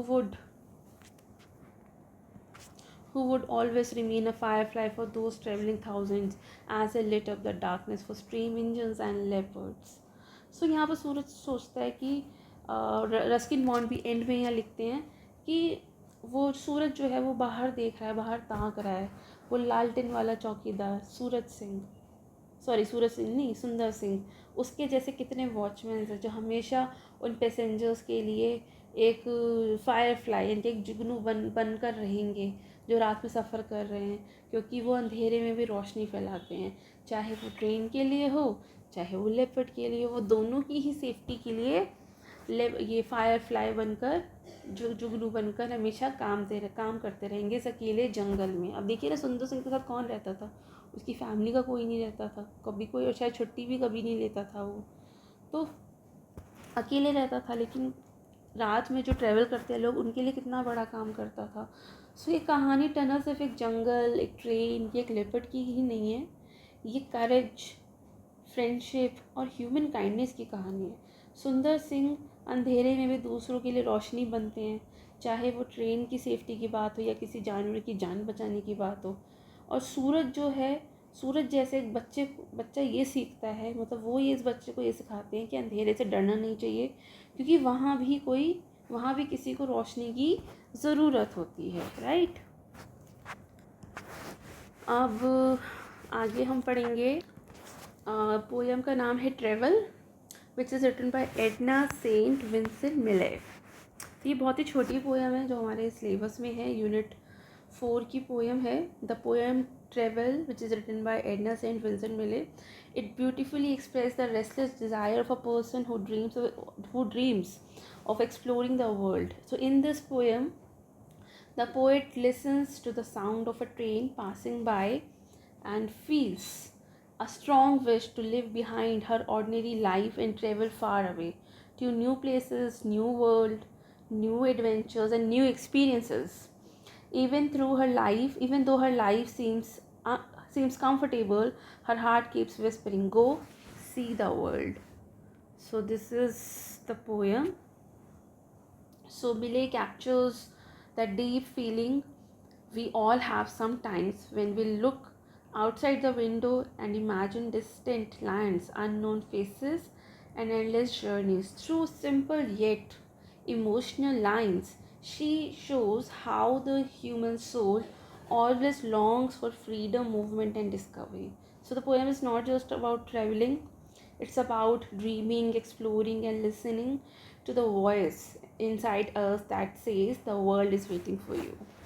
So let's read the poem line by line and we'll understand the deep meaning behind these lines. So सिर्फ 3 स्टेंजा वाली पोएम है ये, चलिए इसको पढ़ते हैं. The railroad track is miles away and the day is loud with voices speaking, yet there is not a train goes by all day, but I hear its whistle shrieking. So यहाँ पर poet ही कहती हैं कि rail road track is miles away. It means rail की पटरी यहाँ से बहुत दूर है, पर फिर भी उनके मन में उस पटरी से गुजरने वाली ट्रेन की इमेजिनेशन चल रही है.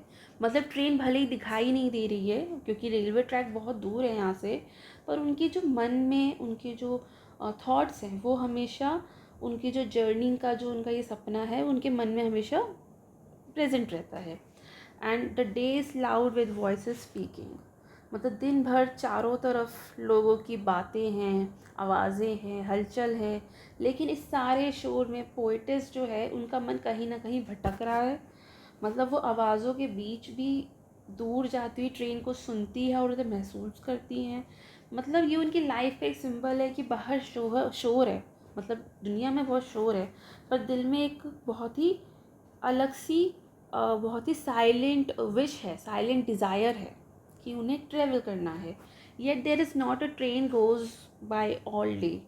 मतलब वो कहती हैं कि पूरे दिन में एक भी ट्रेन नहीं गुजरती, फिर भी उनके मन में ट्रेन की वेटिंग रहती है. मतलब कभी कभी हम भी अपने सपनों का इंतज़ार करते रहते हैं ना, पहले हमें पता है कि वो भी आने वाले नहीं हो, शायद उन्हें आने में अभी और समय लगेगा, पर फिर भी हम इंतज़ार करते रहते हैं.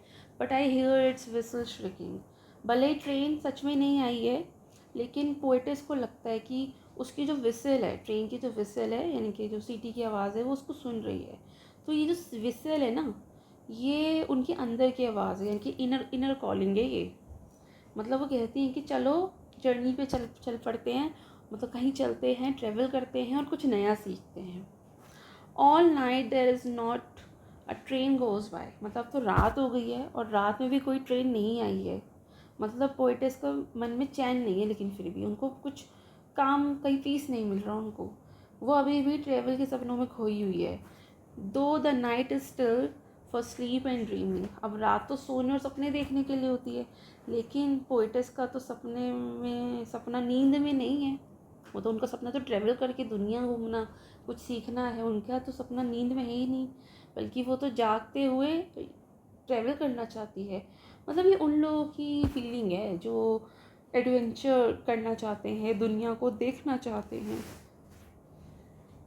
But I see it's cinders red on the sky. वो कहती है कि रात में, मतलब रात के जो आसमान होता है उसमें लाल सिंडर्स दिखाई देते, चिंगारियाँ ये दिखाई देती है. और ये कैसे निकली है? ट्रेन से निकली है ये सिंडर्स जो है ना. सिंडर्स बोलते हैं इसको, मतलब जो चिंगारियाँ निकल रही है ना, इसको सिंडर्स बोलते हैं। तो जैसे कोई ट्रेन धुआं उड़ाते हुए गुजर रही हो, ये उनकी इमेजिनेशन है। मतलब पोएटेस जो है ट्रेन को महसूस कर रही है, भले ही वो यहाँ नहीं है, उनके सामने नहीं है, रेलवे ट्रैक्स भी उनके यहाँ उनकी लोकेशन से बहुत दूर है, बट स्टिल उनकी इमेजिनेशन में ये सब है। And here it's engine streaming, और उन्हें ऐसा लगता है कि वो ट्रेन की इंजन की जो छुक छुक की आवाज़ आती है ना ट्रेन की, उसको सुन सकती है। तो ये उनके अंदर का वॉन्डरलस्ट है। वॉन्डरलस्ट एक टर्म है जो जिसका मतलब होता है ट्रैवल करने का एक पैशन। तो ये उनके अंदर का वॉन्डरलस्ट है जो कि अभी भी जाग रहा है, उनको सोने नहीं दे रहा है। चलिए लास्ट स्टैंजा पढ़ते हैं। My heart is warm with friends I make. तो वो कहती हैं कि उन्हें अपने दोस्तों से प्यार है, मतलब जो उन्होंने अपने दोस्त बनाए हैं। फ्रेंड्स तो हम बनाते हैं ना, हमें मिलते थोड़ी हैं, फ्रेंड्स हमें बनाने होते हैं। तो जो उन्होंने दोस्त बनाए हैं उन्हें उनसे बहुत प्यार है, बहुत अपनापन है, वार्मथ है उनके, मतलब उनके दिल में वार्मथ यानी कि बहुत ही अपनापन है, क्योंकि वो एक अच्छे दोस्तों से घिरी हुई है। तो ये लाइन उनके दोस्तों की तारीफ़ है, आप ऐसा मान सकते हैं। And better friends I will not be knowing. तो वो मानती कि शायद इससे बेहतर दोस्त उन्हें कभी नहीं मिलेंगे, फिर भी उनका मन है कि कुछ नया देखें। वो मतलब ये कह रही हैं कि मेरे दोस्त बहुत अच्छे हैं, ऐसा नहीं कि मेरे दोस्त बुरे हैं, मेरे दोस्त बाकियों के दोस्तों से बहुत बेहतर हैं, बहुत अच्छे हैं, लेकिन फिर भी उनका मन कुछ नया देखने का है, नए लोगों से मिलने का है। मतलब वो कह रही है कि मेरे दोस्त बहुत अच्छे हैं, मतलब वो कुछ नया देखना चाहती है, कुछ नया करना चाहती है, नए लोगों से मिलना चाहती है। इसका मतलब ये नहीं समझे कोई उनका दोस्त कि हम बुरे हैं इसलिए। मतलब वो कह रही है कि तुम भी बहुत अच्छे हो, लेकिन मैं नए लोगों से मिलकर कुछ नया सीखना चाहती हूँ। मतलब यहाँ पे वो अपने दोस्तों की, इंसानों की वैल्यू कर रही हैं, और मतलब उनको अपने दोस्तों से प्यार भी है और उनको एडवेंचर की चाह भी है। Yet there is not a train I wouldn't take. वो कहती हैं कि ऐसी कोई ट्रेन नहीं जिसे मैं मना कर दूँ। मतलब अगर मुझे किसी भी ट्रेन में जाने का मौका मिलेगा, मतलब उन्हें कहीं भी जाने का मौका मिलेगा, किसी भी ट्रेन में जाने का मतलब है कहीं भी जाना। तो वो कह रही कि ऐसी कोई ट्रेन नहीं है जहाँ मैं जाने से मना कर दूँ, मतलब ऐसी कोई जगह नहीं है, बस मुझे मौका मिलना चाहिए तो मैं चली जाऊँगी। मतलब चाहे वो ट्रेन कहीं भी जा रही हो, किसी भी जगह पे ट्रैवल करना हो, मैं चल पड़ूँगी, क्योंकि मुझे तो कहीं किसी नई जगह पर जाना है। The last line for the poem is no matter where it is going. तो फ़र्क नहीं पड़ता, ये पोएटिस कह रही है कि मुझे फ़र्क नहीं पड़ता कि वो ट्रेन किस जगह जा रही है, बस वो कहीं जा रही है ना, तो मुझे ले जाए वो ट्रेन, क्योंकि मैं जाना चाहती हूँ, मैं चलना चाहती हूँ, मैं ट्रैवल करना चाहती हूँ, मैं नई जगह जाके नए लोगों से मिलकर कुछ नया सीखना चाहती हूँ। मतलब ये उनकी फ्रीडम, उनकी क्यूरियोसिटी की फीलिंग है, जो जीवन को एक्सप्लोर करना चाहती है। वो काफ़ी क्यूरियस हैं जीवन को एक्सप्लोर करने में। सो ये पोएम बहुत ही अच्छी थी। ये पोएम ट्रैवल, एक ऐसे इंसान की दिल की कहानी है जो ट्रैवल में काफ़ी बिलीव करते हैं, जो डिस्कवरी में आज़ादी से रहने का सपना देखते हैं। वो ट्रेन की सीटी, उसके धुएँ, इंजन की आवाज़ को महसूस करते हैं, क्योंकि उनके अंदर दुनिया को देखने की बहुत ही डीप डिज़ायर है। तो ये पोएम हमें सिखाती है कि कभी कभी सफ़र ही मंजिल होता है, मतलब मंजिल मंजिल नहीं होती है। मतलब आपको जाना कहाँ है ये मैटर नहीं करता, आप उस जगह, जिस भी जगह आप जा रहे हैं, वो कहते हैं ना कि कहाँ कहाँ जाना है, no matter where it is going. तो जहाँ जाना है ये मैटर नहीं करता, लेकिन उस रास्ते में आप क्या सीखोगे ये उनके लिए इम्पोर्टेंट है। हर आवाज़, हर रास्ता, हर एक जगह, हर एक इंसान हमें कुछ नया सिखाता है। हमें इस पोएम को पढ़कर ये सीखने को मिलता है। तो ये पोएम बहुत ही अच्छी थी, बहुत ही सुंदर थी। चलिए आगे पढ़ते हैं। इस यूनिट में एक और स्टोरी है, और इस स्टोरी का नाम है कॉन्करिंग द समिट। सो ये स्टोरी भी ट्रैवल और एडवेंचर के ऊपर है, जैसे कि यूनिट का नाम है। This is adapted from a real life story. The story Conquering the Summit is truly inspiring account of courage, determination and the human spirit's desire to overcome challenges. तो ये रियल लाइफ एक्सपीरियंसेस पर based है। One of the brave members of Indian team that successfully climbed the Mount Everest, I guess. चलिए पढ़ते हैं, बाकी हम पढ़ेंगे तब हमें पता चलेगा ये किसके बारे में है। सो ये कहानी अरुणिमा सिन्हा जी के बारे में। ये इनका फ़ोटो है, देखते हैं किस बारे में क्या किया है इन्होंने, पढ़ते हैं इनकी उपलब्धियाँ, इनकी achievements. So this is a story that narrates a triumph of will courage, determination and dedication. सो ये कहानी विल पावर की होती है, इच्छा शक्ति, करेज इनके ब्रेवरी, साहस, और डिटर्मिनेशन होती है दृढ़ निश्चय, और डेडिकेशन इनके समर्पण की एक बहुत ही मतलब इनके ऊपर जो जीत होती है उसकी जीत की कहानी है। सो this is a story that narrates. तो ये एक ऐसी कहानी है जो विल, करेज, डिटर्मिनेशन और डेडिकेशन की जीत की कहानी है। मतलब ये कहानी एक ऐसे इंसान की है जिसने हार नहीं मानी, चाहे हालात कितने भी कठिन हो, लेकिन उन्होंने डेडिकेशन के साथ, डिटर्मिनेशन के साथ, अपने करेज के साथ और अपनी विल पावर के साथ जीत हासिल की, जिनका नाम है Arunima Sinha. Arunima सिन्हा's journey from a devastating accident to scaling the highest peak in the world stands as a beacon of hope and resilience। तो अरुणिमा सिन्हा जी का सफ़र, जो कि एक भयानक हादसे से, एक बहुत ही बड़े एक्सीडेंट से लेकर दुनिया की सबसे ऊंची चोटी, दुनिया की सबसे हाईएस्ट पीक क्या है, माउंट एवरेस्ट, वहाँ तक पहुँचने की इनकी जर्नी है। ये जो हम पढ़ने वाले हैं, मतलब इनकी लाइफ में बहुत बड़ा एक्सीडेंट हुआ तो वहाँ से इन्होंने शुरुआत की, और ये कहाँ तक पहुँची, दुनिया की हाईएस्ट पीक पर, यानी कि माउंट एवरेस्ट पर। तो ये लोगों के लिए जीने की आशा बनी और रेजिलियंस बनी, हिम्मत का प्रतीक बनी। मतलब लोगों के लिए आशा और हिम्मत का प्रतीक बनी, इनकी Beacon of hope and resilience बन गई। यानी कि उन्होंने साबित किया कि अगर इच्छा मजबूत हो, अगर विल पावर हो, तो कोई भी चोट या बाधा हमें नहीं रोक सकती। In 2011 at the as of 24, Arunima Sinha, a national level volleyball player, faced a life altering event. 2011 में अरुणिमा जब सिर्फ 24 साल की थी, तब उन्होंने एक नेशनल लेवल की, मतलब तब वो जब 2011 में जब वो 24 साल की थी, तब वो नेशनल लेवल की वॉलीबॉल प्लेयर थी। तभी उनकी ज़िंदगी में एक ऐसा एक्सीडेंट हुआ जिसने सब कुछ बदल दिया। It challenge her in ways she could never have imagined. उस एक्सीडेंट ने, उस हादसे ने उनको ऐसे ऐसे तरीक़ों से परखा कि जिसकी उन्होंने कल्पना भी नहीं की होगी। तो ये लाइन से हमें पता चलता है कि उनके जीवन में अचानक से कुछ ऐसा हो गया जो उनकी लाइफ को काफ़ी मुश्किल में बना गया। As she lay in the hospital bed with one leg amputated, oh my God, Arunima made a vow that many would deem impossible. अब अरुणिमा के साथ जो ये हादसा हुआ, उसका रिजल्ट यह आया कि वो हॉस्पिटल के बेड पर पड़ी थी और उनका एक पैर amputated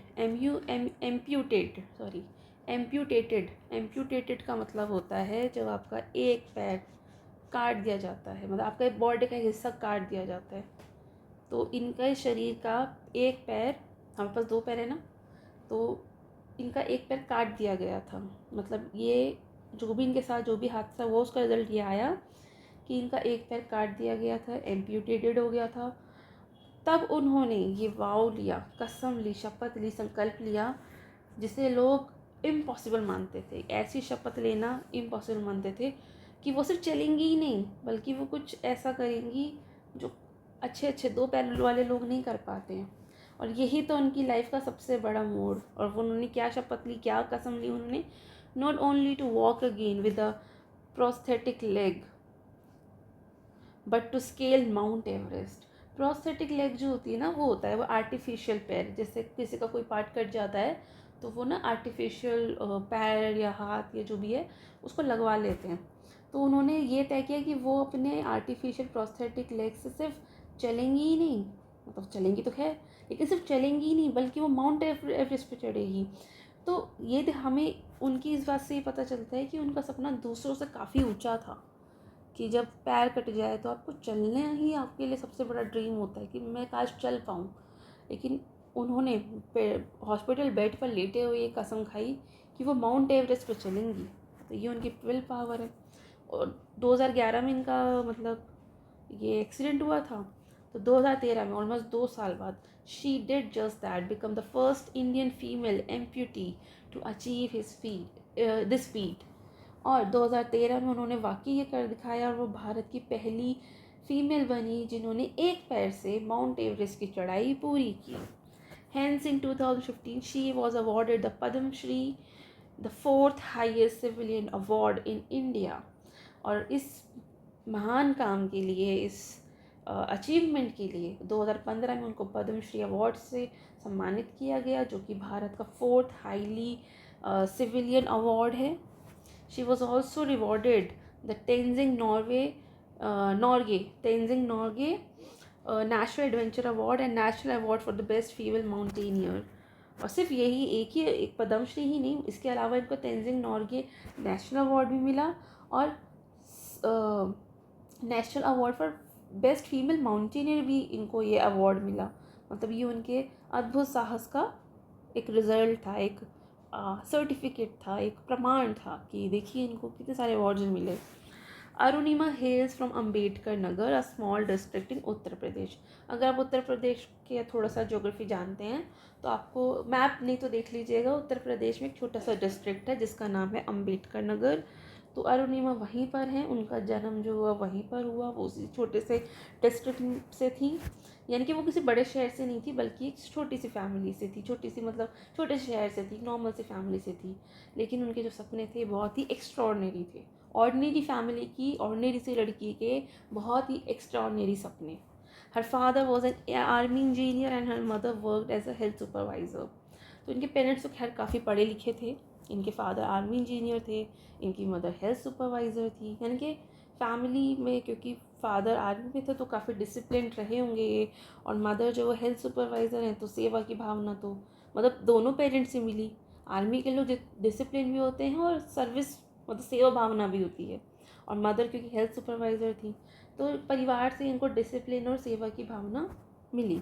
sports were a significant part of Arunima's life, क्योंकि वॉलीबॉल प्लेयर थी ना 2011 तक। So with her family having a natural inclination towards athletics.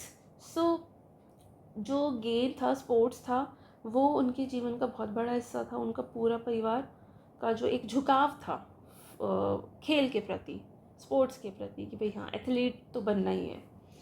After completed her law degree following her post graduation, Arunima decide to pursue a job in the paramilitary forces। अब क्या हुआ कि जब इनकी पोस्ट ग्रेजुएशन हो गई लॉ में, मतलब इन्होंने पहले लॉ डिग्री पूरी की, उसके बाद मतलब पोस्ट ग्रेजुएशन किया इन्होंने, उसके बाद इन्होंने डिसाइड किया था कि वो पैरामिलिट्री फोर्सेस में जॉब करेंगी, which would allowed her to continue her passion for sports while having a regular income.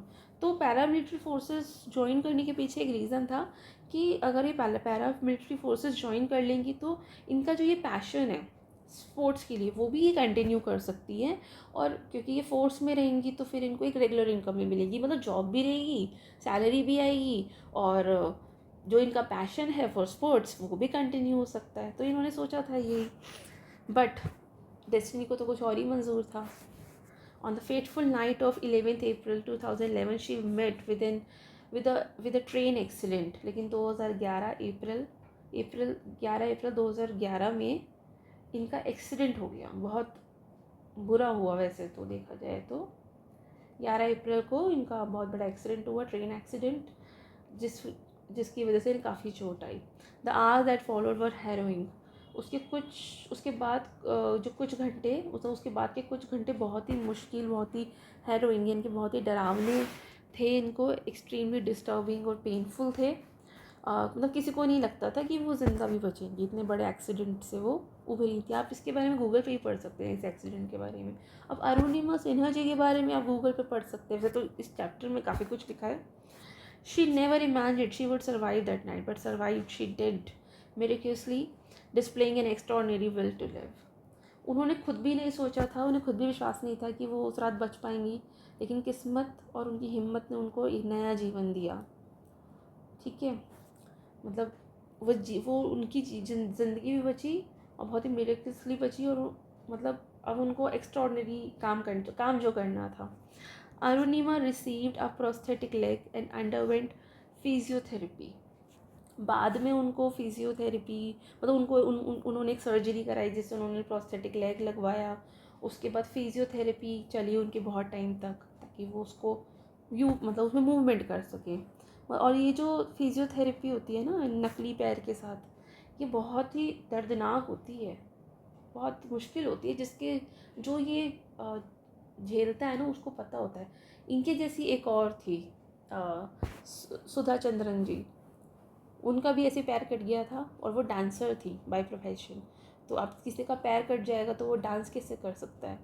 तो उन्होंने भी अपने एक पैर उन्होंने भी ये आर्टिफिशियल प्रोस्थेटिक लेग लगवाया था।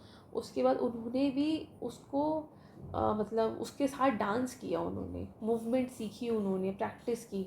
उनकी भी बहुत पेनफुल जर्नी थी, लेकिन दोनों ही ने ही इस प्रोस्थेटिक लेग के साथ बहुत ही कमाल का काम किया। एक ने माउंट एवरेस्ट चढ़ा और एक ने डांस को आगे लेके गई वो अपने नकली पैर के साथ। बहुत ही एक्स्ट्राऑर्डिनरी, बहुत ही बहुत ही इंस्पायरिंग स्टोरी है दोनों की ही। जो चलिए इनकी स्टोरी पढ़ते हैं हम। तो इनका जो सफ़र था बहुत ही दर्दनाक था, लेकिन पेनफुल था, लेकिन हाँ उम्मीद से भरा था। It was during this period that she made a profound decision. अब इसी कठिन दौर में उनके जीवन का एक सबसे इम्पॉर्टेंट प्रोफाउंड डिसीजन उन्होंने लिया कि अब मैं चढ़ूँगी क्या, माउंट एवरेस्ट पर। Inspired by an article about mount Everest, मतलब उन्हीं दिनों इन्होंने एक आर्टिकल पढ़ा था माउंट एवरेस्ट के बारे में। And she resolve to conquer the highest peak in the world. और इन्होंने तभी डिसाइड कर लिया, मतलब इन्होंने जो आर्टिकल पढ़ा था उस आर्टिकल पढ़ के इनके मन में भी ये आ गया, मतलब इस इम्पॉसिबल काम को पॉसिबल करके दिखाएंगी और अपने नकली पैर के साथ, आर्टिफिशियल लेग के साथ, प्रोस्थेटिक लेग के साथ दुनिया की ऊंचाई पर जाएंगी। क्योंकि लोग तो कहते हैं ना कि अब तो ये चल नहीं पाएगी। उन्होंने कहा मैं चलूँगी भी और मैं दुनिया की ऊंचाई पर जाऊँगी। देखिए गई है फोटो इनका, दुनिया की ऊंचाई पर खड़ी है ये। चलिए आगे पढ़ते हैं। To pursue her ambition, Arunima Sena completed a basic mountaineering course at Nehru Institute of Mountaineering, Uttarkashi, followed by 18 months of rigorous training. अब अपना इस सपने को पूरा करने के लिए उन्होंने नेहरू इंस्टीट्यूट ऑफ माउंटेनियरिंग, जो कि उत्तराखंड में है, जिसका नाम तब उत्तरकाशी हुआ करता था, वहाँ पर इन्होंने माउंटेनियरिंग कोर्स को पूरा किया। मतलब एक कोर्स होता है ये सीखने का कि आप पहाड़ पे कैसे चढ़ेंगे, टेक्निक्स होती हैं। ऐसे नहीं कि बस चढ़ गए आप पहाड़ पे, नहीं, टेक्निक्स होती है बहुत, वो सीखना चाहिए। ये नहीं कि इस चैप्टर को पढ़ के इंस्पायर हो गए और चले गए पहाड़ चढ़ने। पूरी ट्रेनिंग होती है, क्योंकि जितना आप ऊंचाई पे जाते हैं उतना आपको ऑक्सीजन लेवल कम होता है, आपको हेल्थ वाइज फिट रहना पड़ता है, आपको आपके अंदर उतना स्टेमिना होना चाहिए। मतलब बहुत सारी चीज़ें होती हैं, ऐसे ही नहीं जा सकते, कोई भी मुँह उठा के नहीं जा सकता है। सो 18 मंथ्स का इनका बहुत ही टफ, बहुत ही रिगरस इन्होंने प्रैक्टिस की, रिगरस ट्रेनिंग की, बहुत ही hard, severely hard, extremely hard practice की। मतलब इनकी बॉडी, इनका मन, इनकी आत्मा, तीनों को मजबूत बनाया इन्होंने। Arunima approach Bachendri Pal, the first Indian women to submit Everest, to guide her in the endeavour. अब यहाँ पर इन्होंने, हमने देखा कि अरुणिमा जी की जो कहानी है वो सिर्फ पर्वत चढ़ने की नहीं है, बल्कि हार से जीत तक पहुँचने का सफ़र है। दर्द से, पेन से इंस्पिरेशन बनने का सफ़र है। और गिरकर भी उड़ान भरने की कहानी है ये। उन्होंने ये दिखाया कि अगर मन में ना आपके है पैशन, तो एक नकली पैर के साथ भी आप माउंट एवरेस्ट की ऊंचाई पर पहुंच सकते हैं। तो इन्होंने अप्रोच किया बचेंद्री पाल को। आप गूगल कीजिएगा, इनके बारे में पढ़िएगा ये कौन है। Bachendri Pal first Indian woman थी जिन्होंने एवरेस्ट पर चढ़ाई की थी। तो इन्होंने अप्रोच किया बचेंद्री पाल जी को कि ये इनको गाइड करे इन द एंडेवर। मतलब एंडेवर का मतलब होता है an attempt to do something, कुछ अटेम्प्ट जो करने के लिए इनको अप्रोच किया कि ये इनको गाइड करें। Vichendra Pal instilled confidence in Arunima and said, "My child, you decide to climb Mount Everest in these situations with a prosthetic leg. You have conquered the Everest within you. The world will realize it later." तो बिचेंद्री पाल जी ने भी इनको बहुत अच्छी राह दिखाई, इनको Everest की राह में एकदम सही सही मार्गदर्शन इनको दिया। अरुणिमा ने मतलब बिचेंद्री पाल से कांटेक्ट किया, इनसे मतलब बात की, इनको कांटेक्ट किया कि ये इनकी ट्रेनिंग करें। तो ये बहुत अच्छा फैसला था, क्योंकि बचेंद्री पाल तो खुद भी एवरेस्ट पर चढ़ने वाली पहली फीमेल इंडियन थी। और अरुणिमा जी ने इनसे ट्रेनिंग ली, और सिर्फ ट्रेनिंग ही नहीं ली, मतलब बचेंद्री पाल जी ने इनकी सिर्फ ट्रेनिंग ही नहीं की, बल्कि इनके अंदर आत्मविश्वास भी भरा। और इन्होंने कहा कि तुमने तो मतलब इन्होंने कहा कि बेटा तुमने तो इस प्रोस्थेटिक लेग के साथ माउंट एवरेस्ट पर चढ़ने का जो फ़ैसला लिया है ना, तुमने ये फ़ैसला लेके अपने अंदर ही, जो तुम्हारे अंदर का जो एवरेस्ट है, इसको तो तुमने कॉन्कर कर ही लिया है। तुम्हारे अंदर बहुत हिम्मत है, तुम अपनी विल पावर से, अपनी डेडिकेशन से, अपने हार्ड वर्क से तुम ये कर लोगी तुमने, क्योंकि अंदर पहले खुद से लड़ना होता है। दुनिया से लड़ने से पहले ना आपको खुद से लड़ना होता है, और तुम अपने आप से लड़के जीत चुकी हो। ये दूसरों को जब बताना कि हम कर लेंगे, इससे पहले आपको खुद को ही समझाना होता है कि हाँ मैं कर लूँगी। तो तुमने अपने अंदर के तो माउंट एवरेस्ट को जीत ही लिया है, उस पर तो तुम चढ़ ही गए हो, और दुनिया भी इसको देख लेगी। मतलब इन्होंने कहा कि तुम इस प्रोस्थेटिक लेग से के साथ माउंट एवरेस्ट पर चढ़ जाओगे और पूरी दुनिया तुमसे प्रेरणा लेगी। तो मतलब ये जो सेंटेंस जो इनको कहा विजेंद्र पाल जी ने, ये सही में इनके लिए काफ़ी मैजिकल साबित हुआ, और उनके मन में एक नई एनर्जी, एक नया विश्वास भर गया।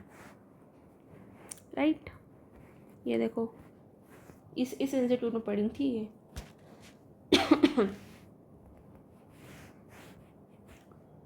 On 21st May 2013, after 52 exhausting days, Arunima Sirna reached the summit of Mount Everest. 21 मई 2013 में वो ऐतिहासिक दिन आया जब अरुणिमा सिन्हा ने माउंट एवरेस्ट की चोटी पर भारत का झंडा लहराया। मतलब लंबे संघर्ष और कठिन दिनों के बाद ये सपना सच हुआ। Standing at the top of the world she felt a surge of emotions. दुनिया की सबसे ऊंची जगह पर खड़े होकर अरुणा के मन में बहुत सारी फीलिंग्स आई, मतलब भर भर के फीलिंग्स आई। जैसे क्या? Pride, relief and overwhelming sense of achievement. मन में उनके गर्व आया, एक शांति आई, और ओवरवेलमिंग सेंस ऑफ अचीवमेंट मतलब उपलब्धियों की, मतलब अचीवमेंट की एक भावना उमड़ आई, मतलब ओवरवेलमिंग सेंस आया इनके अंदर अचीवमेंट का। She displayed the Indian flag at the summit and left behind a photograph of her idol Swami Vivekanand, whose teaching had inspired her without her journey. ये देखो शुरू में इनका फ़ोटो है ना, ये वाला फ़ोटो इनका तब का ही है, 2013 का, 21 मई 2013 का। दुनिया के टॉप पर खड़े होकर इन्हें काफ़ी गर्व महसूस हुआ, और इन्होंने महसूस किया कि उनकी मेहनत और दर्द सब सफल हो गया आज। तो और इसके साथ इन्होंने मतलब जब ये अरुणिमा जो है एवरेस्ट की चोटी पर भारत का झंडा फहरा रही थी, तो इन्होंने वहाँ स्वामी विवेकानंद की तस्वीर भी रखी। तो इससे उन्होंने ये दिखाया कि उनकी जो ये सक्सेस है, ये उनकी पर्सनल सक्सेस नहीं है, बल्कि देश और स्पिरिचुअल इंस्पिरेशन की भी जीत है, क्योंकि ये स्वामी विवेकानंद जी को भी फॉलो करती थी। तो इन्होंने अपने आइडल की भी फ़ोटोग्राफ वहाँ रखी, वहाँ छोड़ के आ गई। इंडियन फ्लैग भी वहाँ पे फहराया, और स्वामी विवेकानंद जी की भी फ़ोटो वहाँ पर, आइडल जो थी वो मूर्ति या फ़ोटो जो भी थी वो उसको वहाँ पर छोड़ के आई। तो ये उनकी जीत, उनकी क्रेडिट देकर आई वो। मतलब Arunima's feat did not end with Everest, but July 2016 she had summited 7 peaks in Europe, Africa, Australia, South America, North America, and of course Mount Everest in Asia. मतलब अरुणिमा सिर्फ एक एवरेस्ट पर नहीं रुकी, उसके बाद 2016 तक, मतलब 3 साल के अंदर अंदर उन्होंने 7 कॉन्टिनेंट्स के 7 सबसे ऊंचे पीक्स पर चढ़ाई कर ली, जिसे 7 समिट्स कहा जाता है। हमारे दुनिया में 7 कॉन्टिनेंट्स है, और हर एक कॉन्टिनेंट की एक हाईएस्ट पीक है। जैसे एशिया की क्या है? Mount Everest. तो इन्होंने जितने भी कॉन्टिनेंट्स हैं, Europe, Africa, Australia, south America, north America, 1 2 3 4 5, एक और है एशिया, और एक और है ना, एक और कौन सा, हाँ अंटार्कटिका तो शायद नहीं गई होंगी ये। मतलब ये मतलब 7 पीक्स पर ये गई, जिन्हें 7 समिट कहा जाता है। मतलब ये सिर्फ एवरेस्ट ही नहीं, मतलब पूरी दुनिया की ऊंचाइयां जीत कर आई। इन जनवरी 2019 शी क्लाइंब्ड, अच्छा अंटार्कटिका भी गई, ये 6 में तो 2016 तक गई थी, अब 2019 जनवरी में ये अंटार्कटिका में भी गई। अंटार्कटिका में तो रहना बड़ा मुश्किल है, मतलब लाइफ भी आसान नहीं है। So she climbed the 7th peak on Antarctica and became world's first female amputee to climb Mountain Vinson. So 2019 में उन्होंने माउंट विंसन, जो कि अंटार्कटिका पर है हाईएस्ट पीक, वहाँ की चढ़ाई की, और वो बन गई दुनिया की पहली वन लैग्ड, एम्प्यूटी का मतलब है वन लैग्ड क्लाइंबर, और दुनिया की पहली, पूरी दुनिया की पहली फर्स्ट फीमेल एम्प्टी क्लाइंबर ये बन गई जिन्होंने माउंट विंसन पे भी चढ़ाई कर ली। So her goal to complete the 7 summits was achieved. तो जो इनका गोल था वो अब अचीव हो गया कि इन्होंने सातों कॉन्टिनेंट्स के सातों हाईएस्ट पीक्स की ऊंचाई, मतलब ऊंचाई हाईएस्ट पीक की चढ़ाई कर ली। और 7वें की तो ये पहली बन गई, पहली फीमेल, पहली इंडियन भी नहीं, पहली इंडियन फीमेल भी नहीं, पहली फीमेल, मतलब पूरी दुनिया में पहले। Through out her journey Arunima has face numerous challenges and setback. देखिए सुनने में बहुत ईजी लगता है लेकिन ये है नहीं ईजी। पूरी जर्नी में अरुणिमा ने कई सारी चैलेंजेस का, कई सारे सेटबैक्स का सामना किया, ये बहुत सच्ची बात है।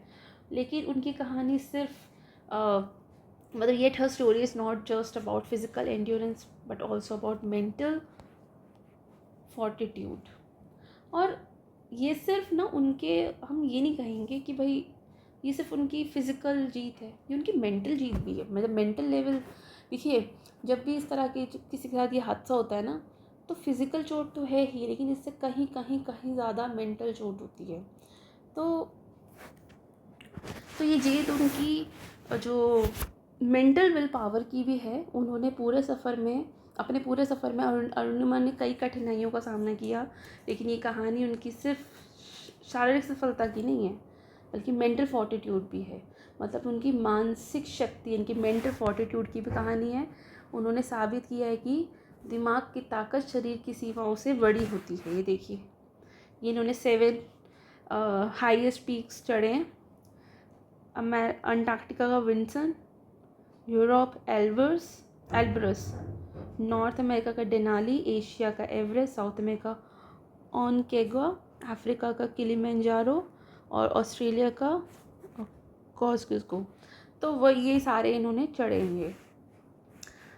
सो आगे पढ़ते हैं। And the power of the positive mindset. तो ये जीत उनकी सिर्फ फिजिकल एंड्योरेंस की नहीं है बल्कि मेंटल फोर्टिट्यूड की भी और पॉजिटिव माइंडसेट की पावर की भी है।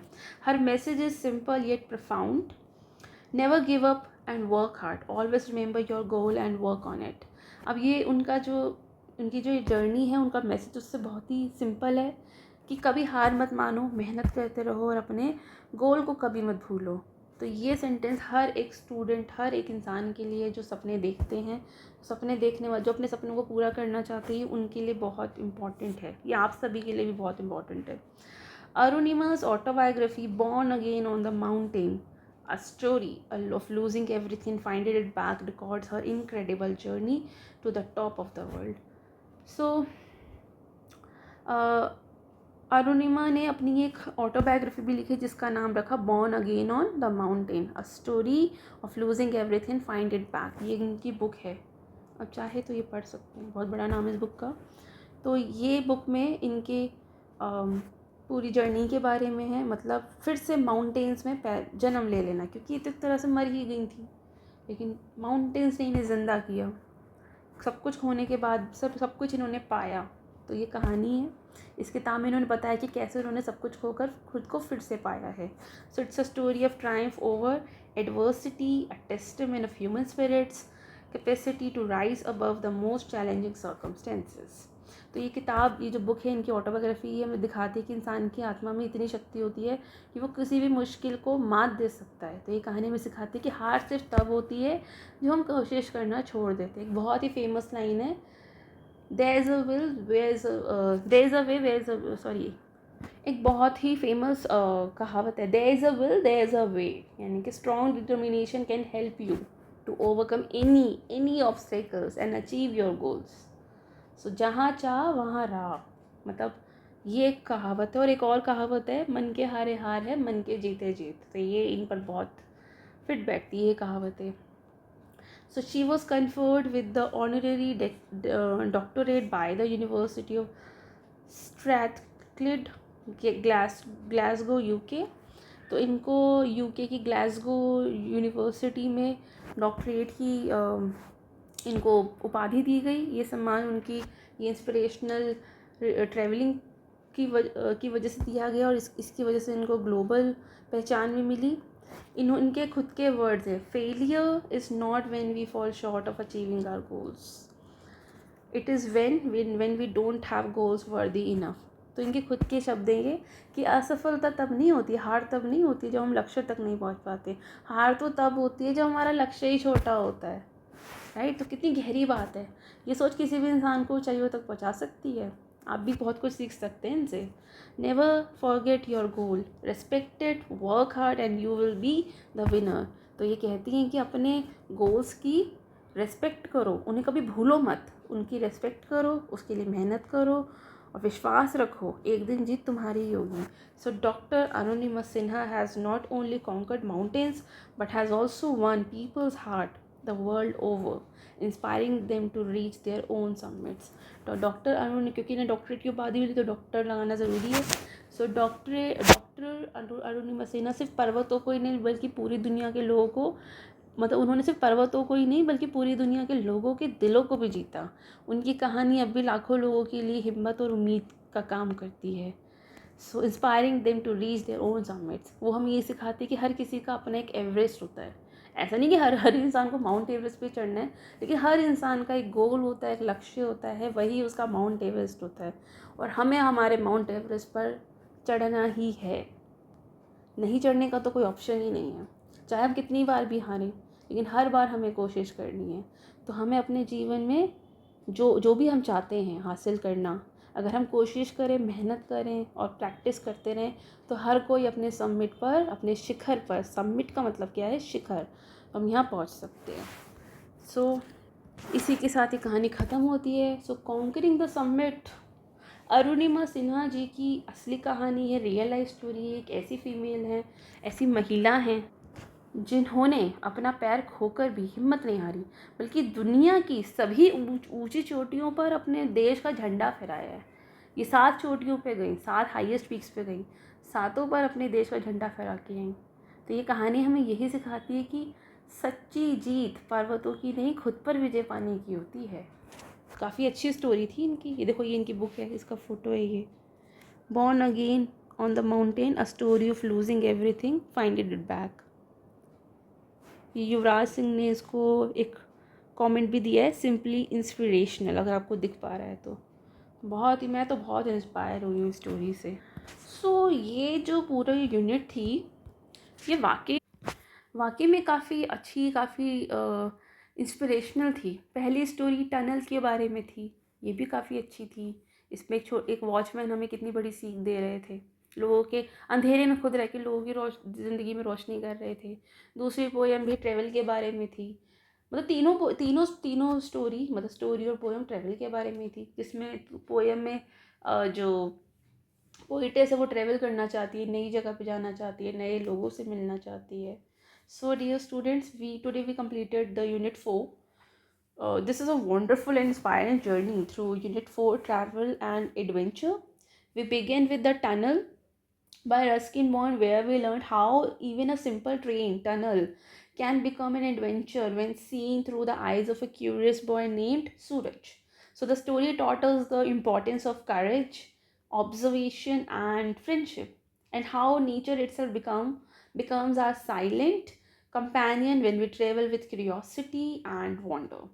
Then we moved on the poem Travel by Edna St. Vincent Millay, where the poetess beautifully expresses her deep desire to explore the unknown places, unknown people, right? So the whistle of the faraway trains became a symbol of freedom and adventure, and reminding us that life is full of journeys waiting to be taken. And at last we read Conquering the Summit. This is the real life inspiring story of Arunima Sinha, who proved that no dream is too high and no obstacle is too great. From tragedy to triumph, she climbed Mount Everest with one prosthetic leg and showed the world that true strength lies in the mind and heart, not in the body. So this entire unit 4, travel and adventure, reminds us that travel and adventure are not just about reaching new places, but about discovering new parts of ourselves, right? So every journey, whether through a tunnel, across the world, or up a mountain, teaches us something about courage, curiosity, and the will to rise above fear. So adventure is not outside the man, it is in within. So true travel is about exploring the world and exploring our own strength, dreams, and possibilities. So if you enjoyed learning this inspiring unit, so don't forget to like this video, share it with your friends and classmates, and subscribe to the channel for more such beautiful lessons full of wisdom, wonder, and positivity. Keep learning, keep exploring, and remember, every journey begins with a single step. Thank you so much. अगली class में हम class 7 के last unit 5 को पढ़ेंगे. तब तक के लिए keep revising. If you have any query then keep commenting your queries in the comment section. The comment section is always available for you. Thank you so much. मिलते हैं अगली यूनिट में.